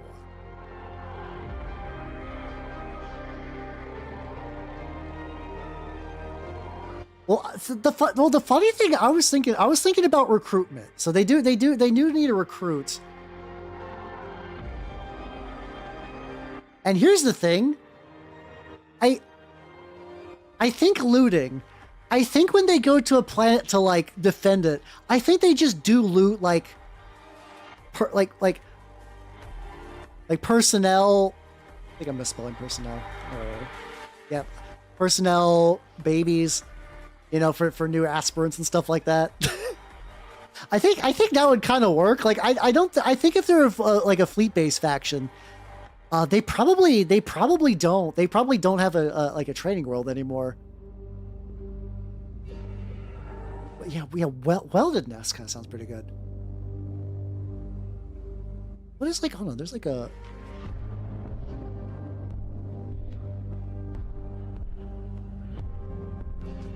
Actually, how about the so nest is cool, but how about the carrion weld?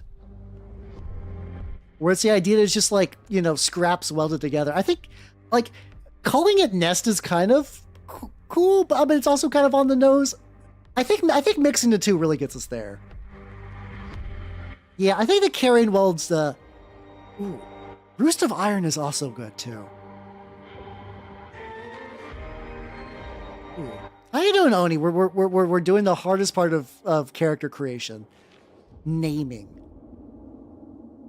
The Roost of Iron is also really good. Honestly, even call it the Iron Roost is not bad. You know, how about this? Both these are really good. I think Iron Roost or we haven't voted in a bit. We have not voted in a bit. We've done everything. Hold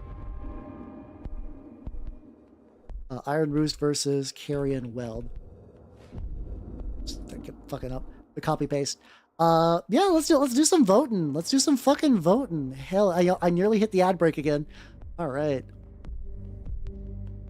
All right. This will be. This will be the name of the Fortress Monastery Battle Barge Space Hulk thing. All right. We got. Sam, you can't vote twice. Come on. That's probably an accident. The ice install. Okay, there we go. We got all right, so we got you YouTube is 2 for the Carrion Carrion Roost.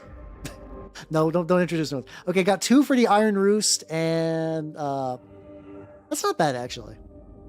Okay, so we got 2 for Iron Roost, and then 3 for Iron Roost on Twitch, and then 2 for Carrion Weld. All right, so this is definitely going. This is definitely leaning more towards the Iron Roost.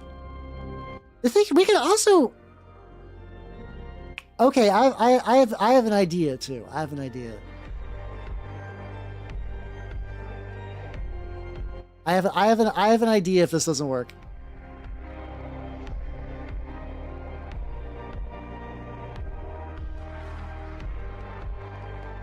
That's true. That's true. We could also. How you doing, Huggy? Thank you for the hydrate.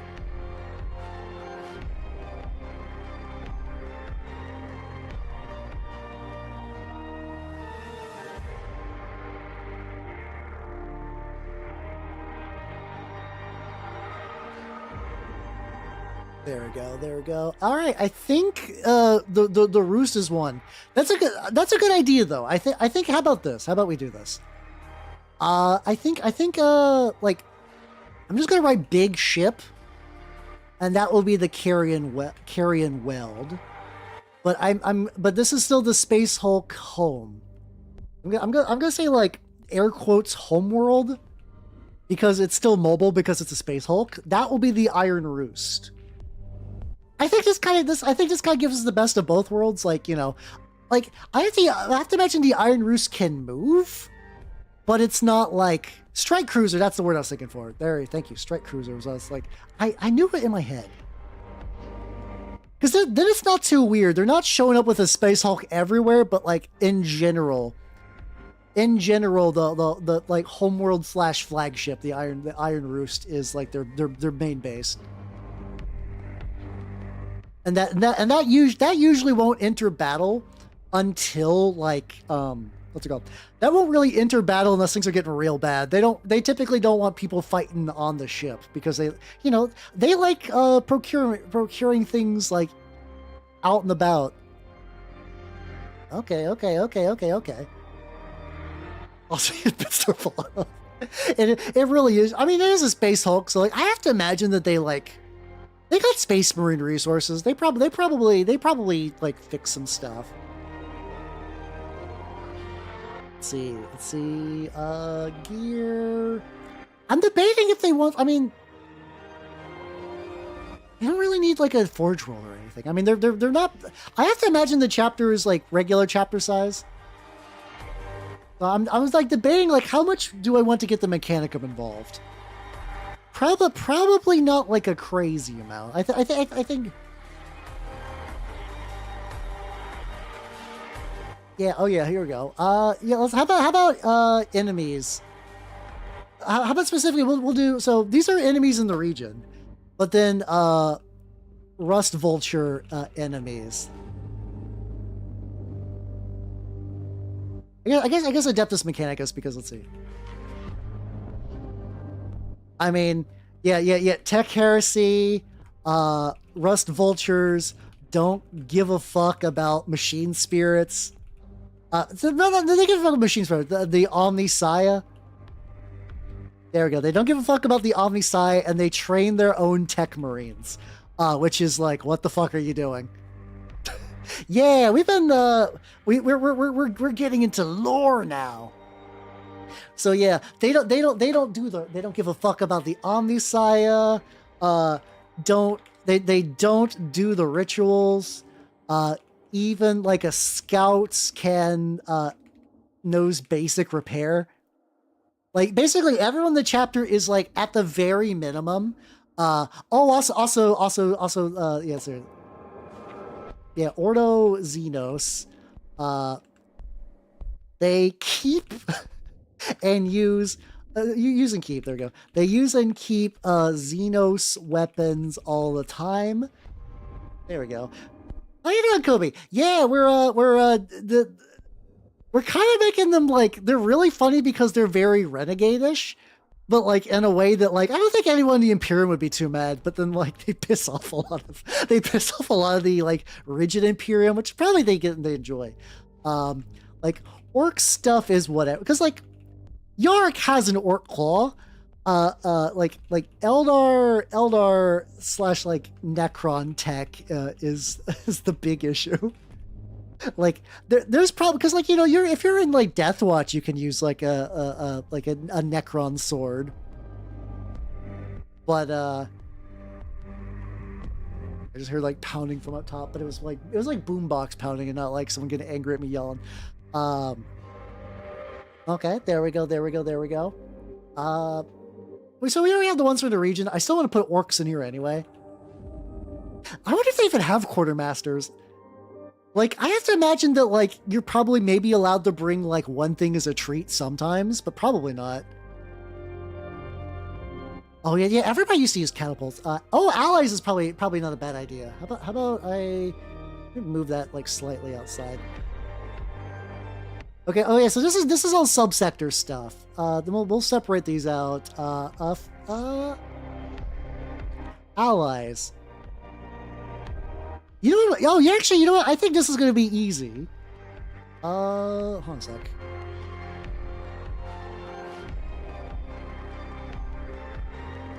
I mean, Iron Channel Skeleton.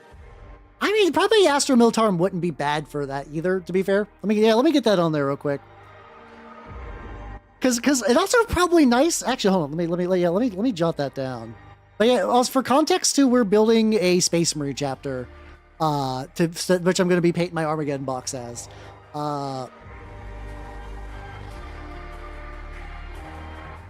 They can fix all the tanks. Which makes sense, like, so basically for context, we made a custom chapter called the Rust Vultures, which are very much like procure on-site specialists.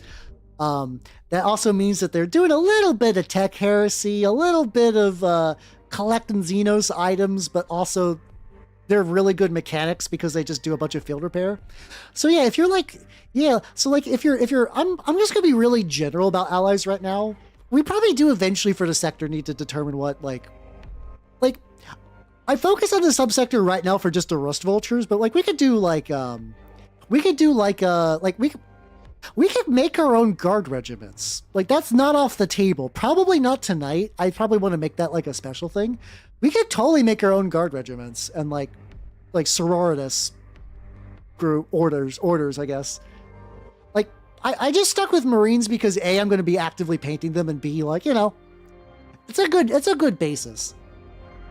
But we also did just make 3 other chapters.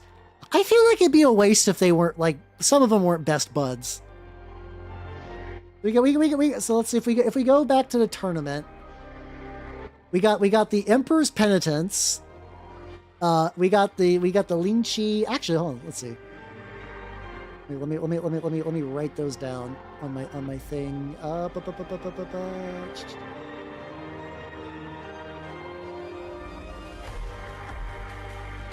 Let me see. So Emperor's Choir, Linchi Penitence. My bad. And then the last one was the Night Lords. There we go. I'm sure somebody has. I'm sure somebody has done that. All right, let's go back to Notion now. All right. So thinking about this now, oh yeah, I mean, if you have like, once again too, this is just like what I'm doing. If you want to use like, I don't know, if you want to add some of these guys to your chapters and whatever, do what you want. Don't think you get a replacement. Yeah, exactly. Well, the funny thing is too. Let's see. They don't know that key personnel tend to be lost in battle.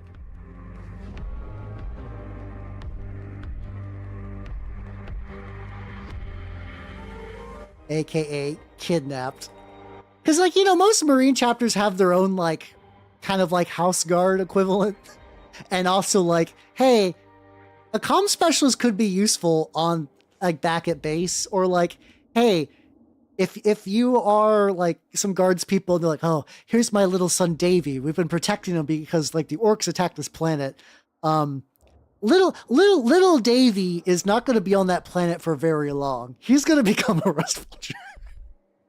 Like, I can't believe those. I'm glad those Marines came to say that. Where's my son? and then the rockets just go straight back up into space, and then the parents weep forever. I actually was going to say, so these are the 3 ones we've made. Yeah. Your child, hand them to me.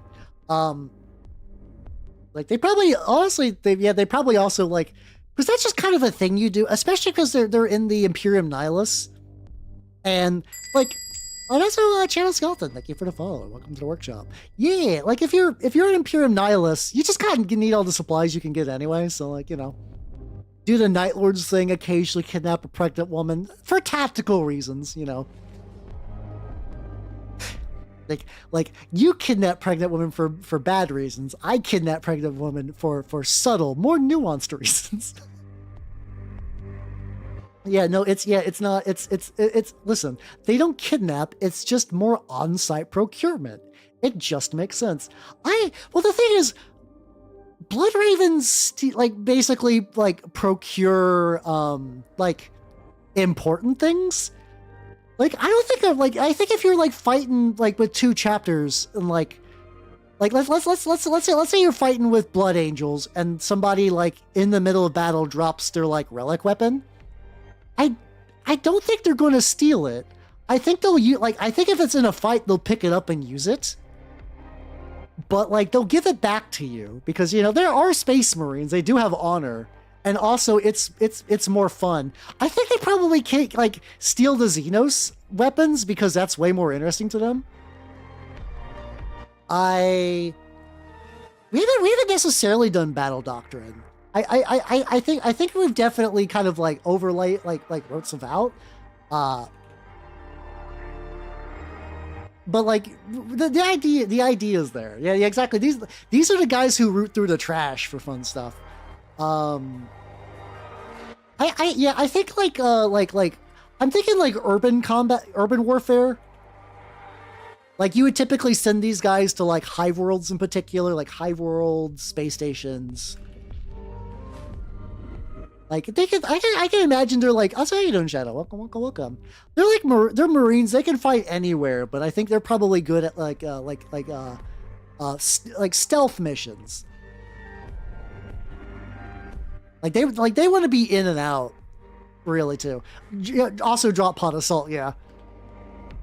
I know the idea of like stealth mission and drop pod doesn't make any sense, but this is also 40k, so fuck it, we ball.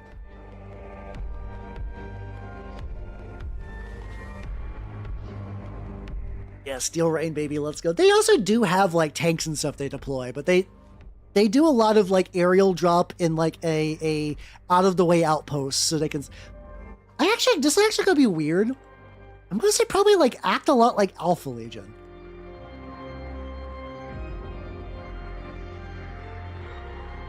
As in, so basically in terms of like infiltration style. Like they're not using like necessarily like cultists or anything, but they do just kind of sneak in and begin fucking with stuff. And then like, you know, they do probably have some like, they probably will like meet up with like the local authorities and whatnot. Or like, yeah, deep range strikes too sometimes too. But basically just like whatever it takes to get in, to get stuck in unnoticed. I think something like that. Like once they're discovered, they're not going to do like necessarily like hit and fade tactics. I mean, they probably will because I'm going to be using like Raven Guard models for them. But generally, yeah. All right. Thank you for the Haldrate. Big stretchy. All right. Also, too, like I said, I do want to get all this on the wiki somewhere. Somewhere this info will be available, you know. Yeah, they probably do use regular human scouts. Probably like local like Militarum. Yeah, because we kind of established that they do pretty well with the local Astra Militarum. They probably do have Terminators. I'm debating, like, sometimes for a chapter you take a thing away from them, like you just like to sort of identify what makes them like real. Like I know, like, okay, this is an interesting option too that we should also think about. I misspelled Milithorn, it's fine.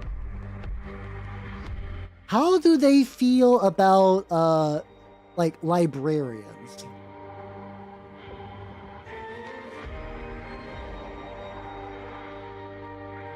Because on one hand, like, it depends. Yeah, I mean, at the end of the day, they are Space Marines, but I think they do probably work well. Like, the way this is gonna be a bad analogy, but like, hear me out. Like, in the same way that like sometimes modern militaries will show up to like other countries and boost their like, you know, their local military stuff, geopolitics aside, I have to imagine that like if you're like you're Astra Militarum Regiment, I don't know, you're somewhere, you're fighting, let's say you're fighting Drukari in this instance, whatever, you're like, okay, things are going pretty bad, and then one day Marines show up, you didn't see them arrive, but they show up. They have the proper like credentials and they believe in the Emperor. They fix all your shit, but they also sort of take control of a lot of the operation. And then you start just seeing all these reinforcements appear out of just nowhere, and then they help you just kind of combine arms strike against the opponent. I think like something like that. Yeah, I don't want them to be mean. I don't want them to be mean, but like I do think that, like, you know, something like that I think feels reasonable. I think something like that feels reasonable.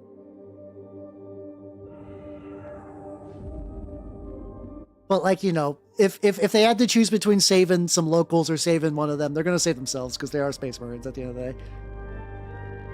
Let the libraries be specialists. We could do that. We could do that. Okay, this would be funny. How about like close to Space Wolf? There's a Space Wolf like Iron Father? No, there's like a Space Wolf Tech Marine. Where you get like a little spooky with it. Iron Priest. There we go. You get a little spooky with it.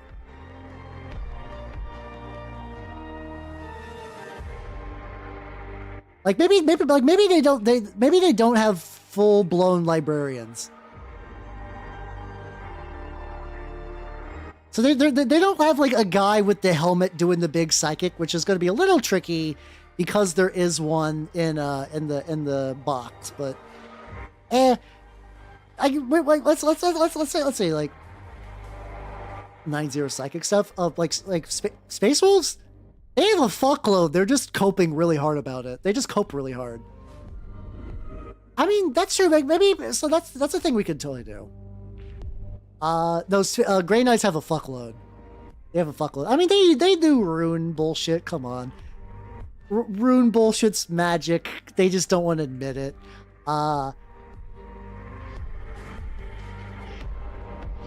yeah, they don't really have true scouts. I guess they probably like train like let's say like basic training and indoctrination. I cannot spell indoctrination, it's fine. On the Iron Roost, then they ball. There we go. Let's do that. It does say, I did see a little bit that said that they still use runes too. Hold on, let me double check. Iron Priest. Let's see.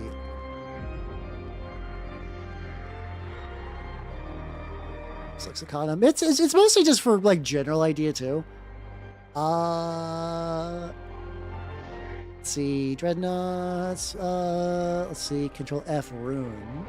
How many times? No rune on the. Okay. Okay, maybe. Okay. So maybe, kind of in there. Maybe kind of. These ones will be a bit more psychery, I guess. A bit more actually psychery. There we go. How about say full blown like librarians are rare. We'll do that. That was always if we want to paint one we can.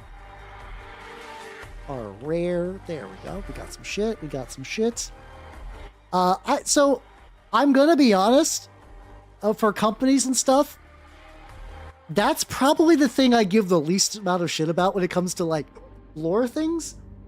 Because at that point, it's like, in this company, there are X Marines of Y type, and it's like, I will say that I don't dislike that existing. There are nerds that is their jam. It is not my jam.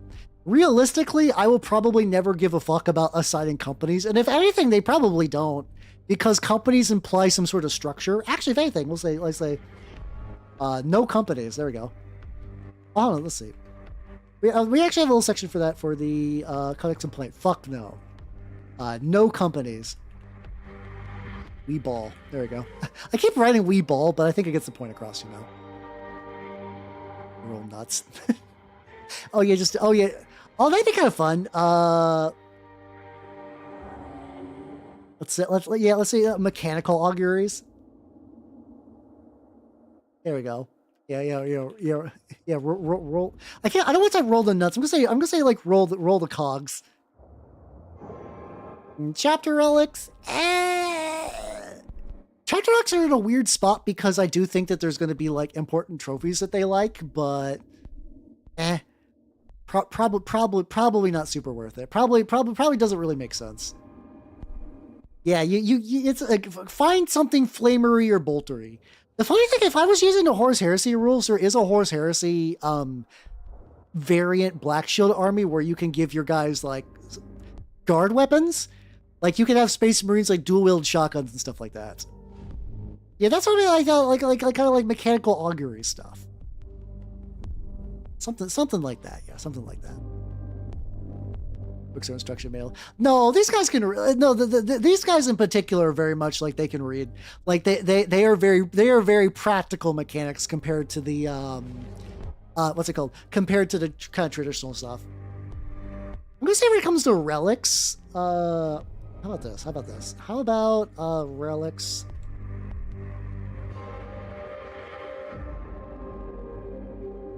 How about let's say none named, but they do have, let's just say the vault. When the Iron Roost is attacked, they bust out the good china. All outside. So basically, like, you know, they procure stuff on site, but like, hey, if you come back to the Iron Roost and you're gonna fuck them up, they bring out the special weapons, the ones they've been saving.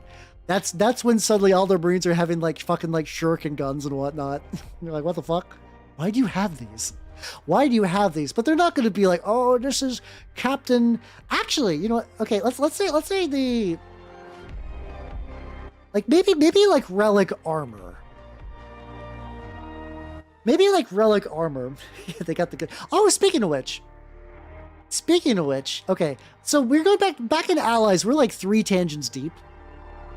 I'm going to remove the Emperor's Choir. Realistically, I think a bunch of like hyper Puritan penitents are not going to vibe with these guys. So I'm going to cut them out. I'm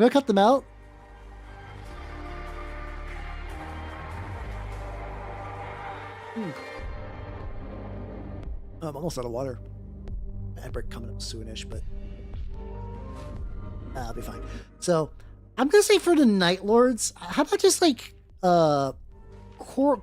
cordial battle, cordial Space Marine relationship.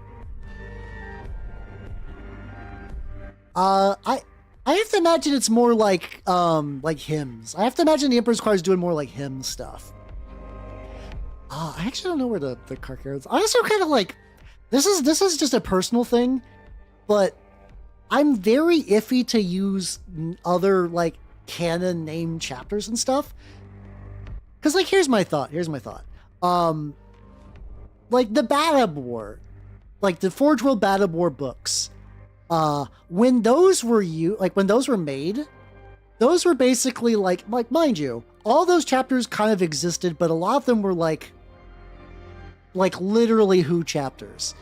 And like people give a shit about the Mantis Warriors now, or like the Lamenter. I mean, the Lamenters have their own thing going on, But like Carcharodon's got like a big boost in there. The Minotaur's got a big boost in there. Like the modern version of Minotaurs, I believe, came from the Bad Ab War. So like I think the idea of like minimizing contact with like well-established lore chapters is probably going to be for the best. And we inherited a barbershop from his father. Now he's a hairstyle. I don't know that one. I'm not feeling that one. I'm not feeling that one. Get the fuck out, man. Have yourself a good night. Take it easy. I mean, I don't. Hold on, my cringe is still active. I think the Night Lords with a K in them, like, they fight together. I don't think they have anything special going on. Oh, is that a new? Oh, is that a new change? It's also a good channel, Skeleton. Take it easy, yo. Listen, I'm a man of many emotions. I am ever changing like the tides of the sea. Yeah. Although, I mean, to be fair, Sam, that was a reasonable suggestion. It's more like this very specific type of like idea in my like. I really like that's why I like the various books that are kind of doing their own thing in their own sections of the galaxy. I think that's more fun. I do think the Lingxi Penitents, they probably do have like probably very similar, like they probably both enjoy tech. Let's see, like both pretty tech based. Let's say the Mechanicus elements of the LP hate the vultures, but overall the chapters work well together. Basically, like heavy mechanized versus kind of like infiltration versus steel rain. There we go. That works. Space, so I can say, hey, I saw you doing Lord of Bones. How you doing? Also, I'm gonna do a really short ad break just because this one's coming up. This is not gonna be too long, so BRB in like a minute. Blah.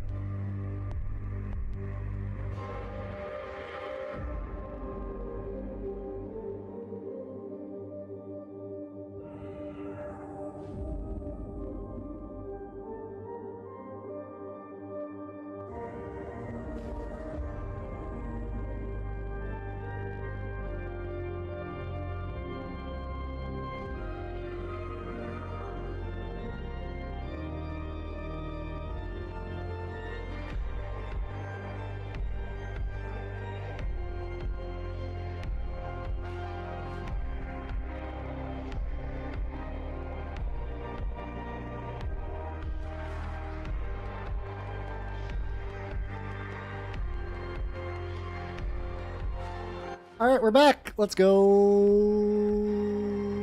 Wow. Also, something I totally forgot.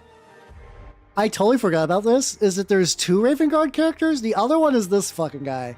This is the guy I think exists at my local shop. I think there's a used copy of this motherfucker at my local shop, which maybe I might try to go pick up this weekend, assuming he's still there and like not expensive. God, the fucking emo hair. I think like a lot of him could be saved. I think it's doable to rework him, but yeah, no, there's God, the fucking haircut. It's not bad. It's just an overall like Raven Guard aren't beating the like emo edgelord kind of. I mean, they're not really that edgy, but they're kind of emo looking ish. All right, so we got. Let's see what we got. We got the enemies. I like how they're enemies that are listed. I guess Charnel Hounds too. If we didn't do anything special, how about they used to be friends. There we go. Call for your whatever the likes are. Yeah. Oh yeah, we chose the Segmentum Obscurus, kind of on the border of Ultima Near-ish to the Ghoul Stars. So yeah, I'm gonna say like they used to know the Charnel Hound, so them falling the chaos is kind of personal. Let's see, kind of personal now. We'll say this, and then the reason for orcs, just orcs. I don't think you need justification why like orcs are enemies. Yeah, it's like yeah, they're orcs. You fight orcs. They're. I have to imagine that like the like. Well, once again, we'll say the rust vultures think their gear is an interesting challenge. Like they like working with orc stuff because orc tech is kind of bullshit, so they have to like repair it back to normal, or like get it working. They probably don't. Let's see. To get working for Astartes. But don't typically bring any home. Like, no one's really bringing, like, a looted or... Actually, hold on. Except their... Except the Contemptor Dread we're going to be doing.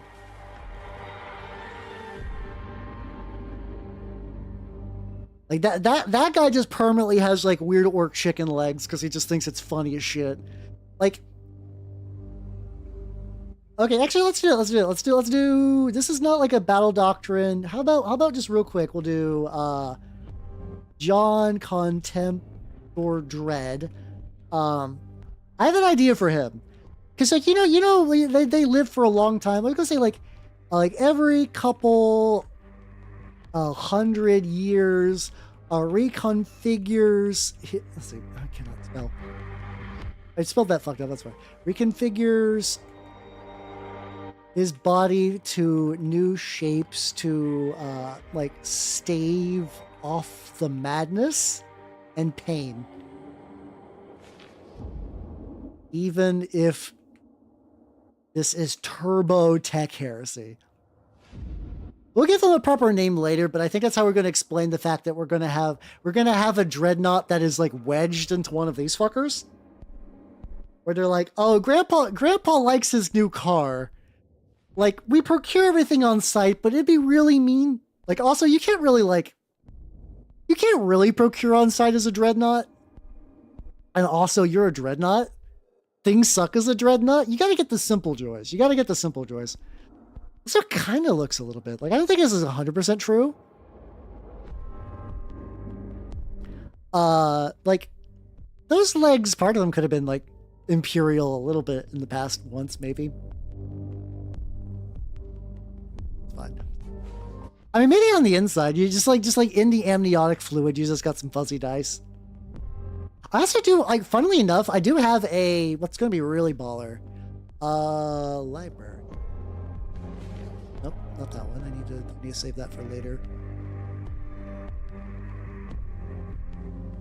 Library. I actually have, like, the perfect basing bits for these guys. Like, ages ago, I got a set from the purveyor of fine STL basing materials, Zabavka. There we go. I always fuck up his name. Zabavka. He did an entire set that is just like all desert scrap bases. It's kind of perfect. I usually don't use base toppers because like I like making my own bases. Also, maybe this is just a me problem. I never get base toppers to like really lay flat at all. There's probably some way to do it.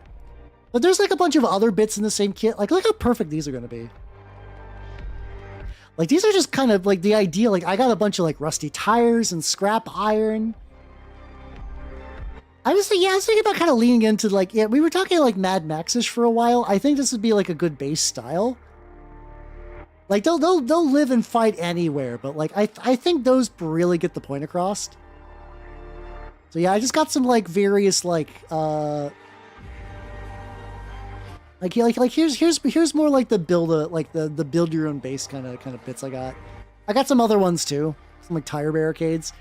Well, yeah, like there we go. We can attach some like really fucked up little wheels and some stuff to everything's. Yeah, let's go. And then, you know, the infinite amount of orc bits out there. I do need. I am very leaning orc, but like I probably do need to give like one guy just like a fucking Eldar weapon for shits and giggles. That would be fun. That would be fun. Oh yeah.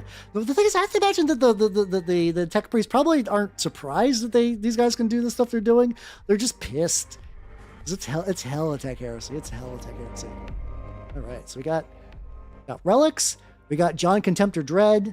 We got the Homeworld Strike Cruiser Chapter Master. Chapter Compliant, how they recruit. We have a little bit on the minor reptilian species, which will just move up more into like the segmentum area. I did a wrong copy paste. See? There we go. Enemies in the region. We now got minor xeno species. Let's go. The funny thing is I have some like really good like space. So like some one page rules actually made really cool bits for if you wanted to do 40k like lizardmen. And like a lot of them are very much like vaguely Necron look. So like the tech is very kind of like, imagine if you took like Necron ideals, but you made it more kind of like lizardmen-ish. Like they're very cool.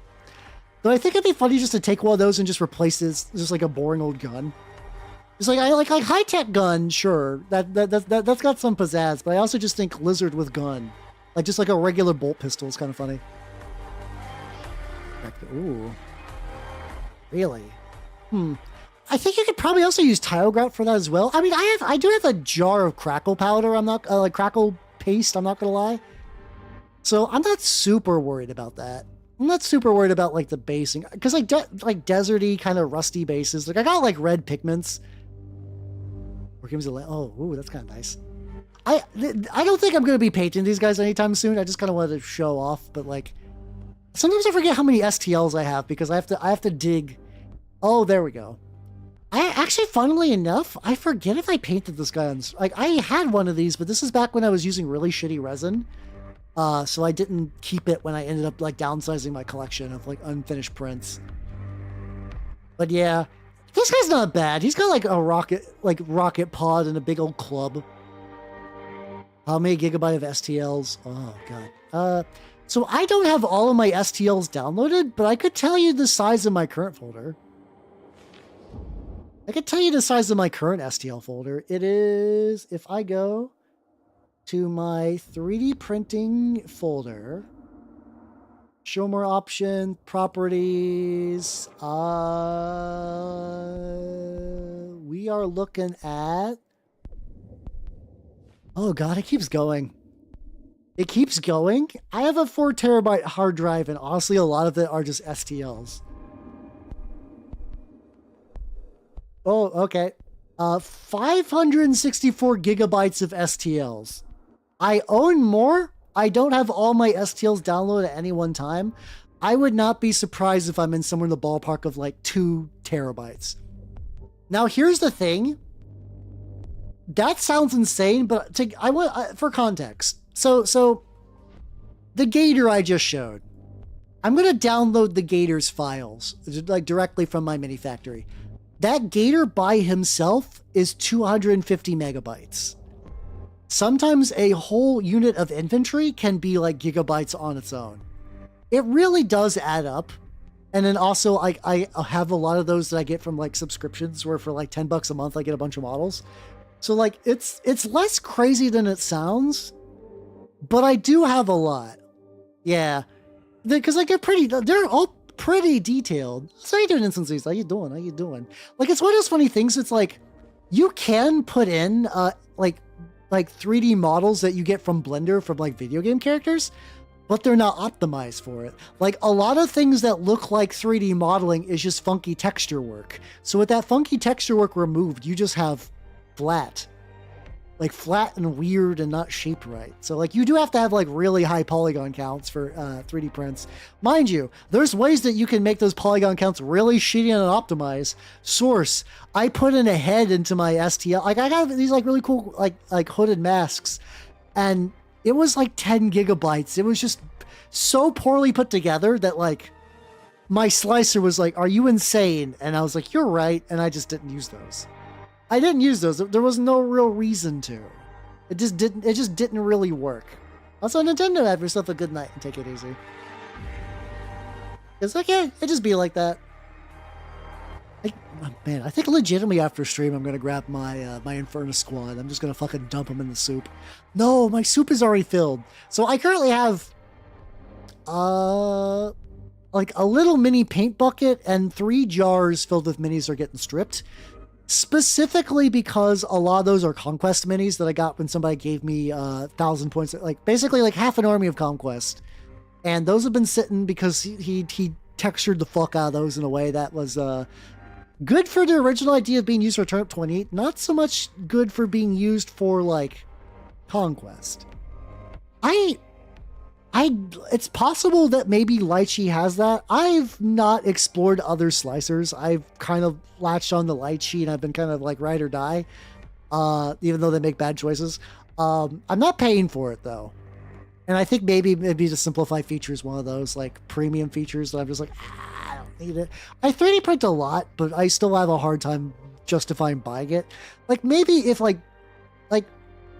if I made 3D printing like a side gig, and I don't think I could. I don't really have the capacity, and you gotta do shipping, and you gotta do the whole like ordering system, probably through Etsy, but maybe other channels, and then you gotta make sure you got the right STLs and make sure the right STLs have a license, because you can't just sell any STL you buy, because STLs come with license that limit what you do, which is because licenses are like why like when you like buy an STL, you can't just sell that STL back. It's like Steam effectively. Where it's like, you own the game for the purposes that a typical user would want, aka like, oh, I bought this game on Steam. I can play the game whenever I want, on whatever device I want, and as many devices I want. But like, you can't like sell a Steam game. And like, or you can't like copy all the contents of a Steam game and then like mod it and then sell that as a new game. You can't really do that. You're not legally allowed to. STLs are like pretty much the exact same thing. That's my talk on STLs. Yeah, I'm gonna have to like. It's interesting for these guys because there are STLs I do want to grab. Like I said, the belt pouches, maybe some Tech Marine bullshit. But I do think I want to try to use as much of the Armageddon box as I can for the Armageddon set. Like like it's gonna be tricky because I'm gonna be left with like a bunch of boys with like nothing because I'm gonna start like removing their weapons. Like, I might legitimately find, like, a local orc player and be like, yo, I mangled these boys. You want them? Because I feel like if, like an orc boy missing a weapon, it's probably not that hard for an existing orc player to be like, all right, yeah, I got, like, 1,000,000 choppas. I got 1,000,000 choppas. So, yeah, and, like, 1,000,000 back banners. So, like, the torso's good. So I might be doing that. Which also means I need to get the whole Armageddon box. Bleh. I alas missed the preview for collectible squids because there's a very limited time for like when you can pre-order stuff, and those got scooped up quick. So I'm gonna have to hope that my local LGS has some of them. We'll find out. We'll sure as shit find out. But yeah, I think with that, I think this is a pretty good close. Like we got the details. We got, mind you, I'm hella zoomed in right now just because like it needs to be visible for stream. But this is enough. I'm gonna look into like a wiki system for this. I do own a website that's registered to halbernock.com, but I don't use it for anything. It might not be impossible to get that set up with a wiki. The other option is like something I have been thinking about. So, NeoCities is a thing where you can make your own, like, kind of like retro website. Now, A, that would be kind of creative and fun just to have a NeoCities site. And B, the wiki could be there. Like, I don't need like a full in-depth Wikipedia section. I just need, these are the Marines. This is their lore. Here's some pictures. I think it could be doable. So yeah, maybe I might look at that. Maybe that'll be next Thursday stream. Maybe it's like I like video games, but I'm feeling lately the urge to like really maximize my creativity and stuff and like make things and do things. And with that, video games is like replacing video games with that means I free up 4 hours to do stuff like this, where like there'll be a lasting legacy of cool stuff. So I think that's probably gonna be my plan. We'll find out. But yeah, let's go to the chatting screen. Wow. All right, thank you, nerds, for coming. I had a lot of fun. Make sure my site's muted. There we go. Schedule-wise, on Sunday, we also do need to make like guard regiments and other planets and stuff. We got some stuff. We got some stuff. Greatest stream of all time? Hell yeah! I'm surprised I could decipher that. But yeah, thanks for coming, everyone. Schedule-wise, on Sunday, I don't believe that I'm going to have any Marines from this project ready to go by Sunday. Realistically, on my desk right now, I have a Chaos Sorcerer Lord on jetpack that I kind of want to paint. He's kind of what I'm feeling right now. I also have some Star Wars stuff I do need to do, but we'll find out. We'll find out. And with that, I'm going to cut the YouTube people loose. Thank you for stopping by. YouTube people, legitimately YouTube people, MVPs. A lot of the Twitch people are tricksters and indecisive fucks. So YouTube actually tie broke probably like at least a fourth, if not a third of those things. So yeah, thank you for being decisive. But anyway, bye YouTube people, bye bye. And who is